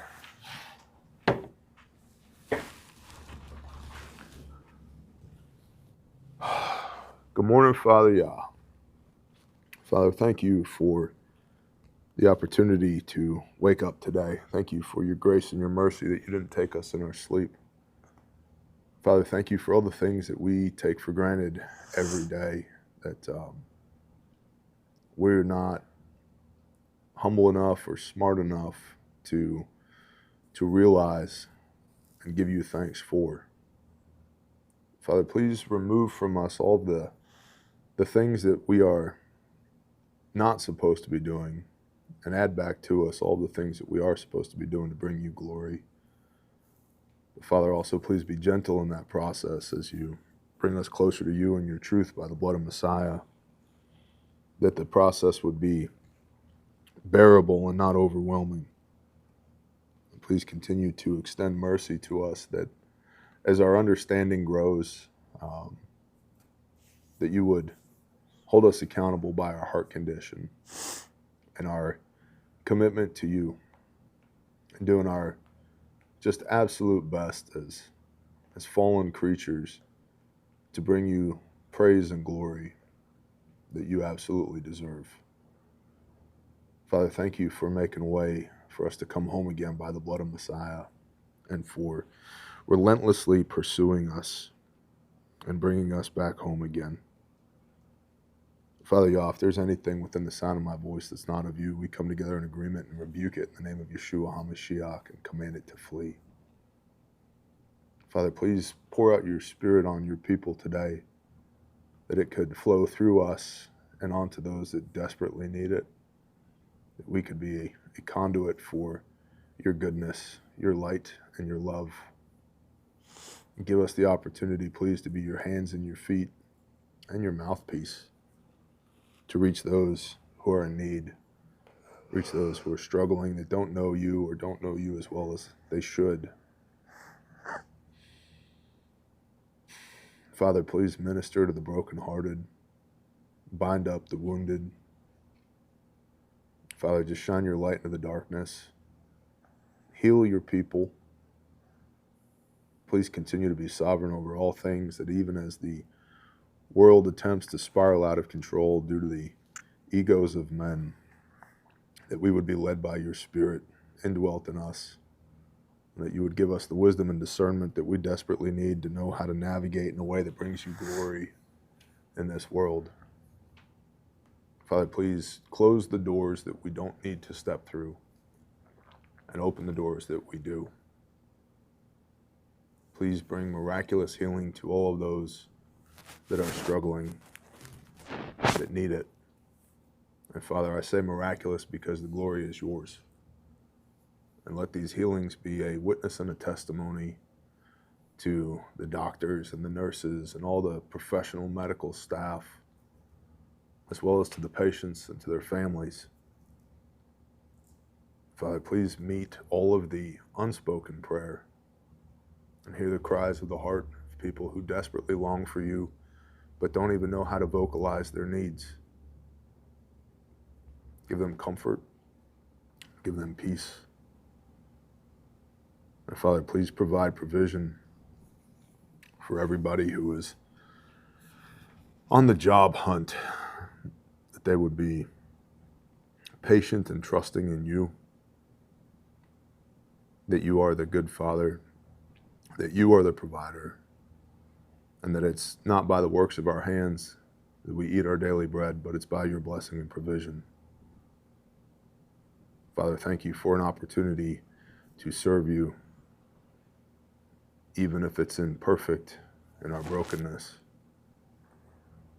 Thank you for the continuing process of sanctification, that we might refine our souls. And thank you for salvation by the blood of Messiah, that we have a way to not just come home again, but to come before your throne and beseech you for intercession. Father Yah, we love you, we praise you, we thank you for this day. In Yeshua's name, amen. Amen. Good job, Dudley. Good job, Dud. Perseverance. I appreciate y'all in the chat out in the Bear Nation. Thank you guys and girls very much. Help us defeat the YouTube algorithmic robots by sharing the show with somebody that you love. And we'll see you when we see you. You know, a bunch of y'all said, final thoughts, a bunch of y'all said, hey, we really like the long form content. Cool. And so these Monday shows are likely to be more long form content, which is crazy because that means that in the short form category, we're putting the typical hour-long brief as if that's short.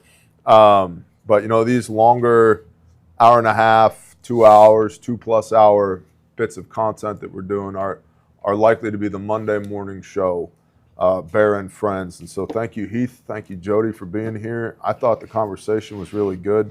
It's pushing 11 a.m. Central Time. Wow. So we should probably like get our butts to work. But I love you all in the Bear Nation. Thank you to everyone for supporting what we do here. And we'll see you when we see you. Y'all have a blessed day. Shalom. Shalom. Shalom.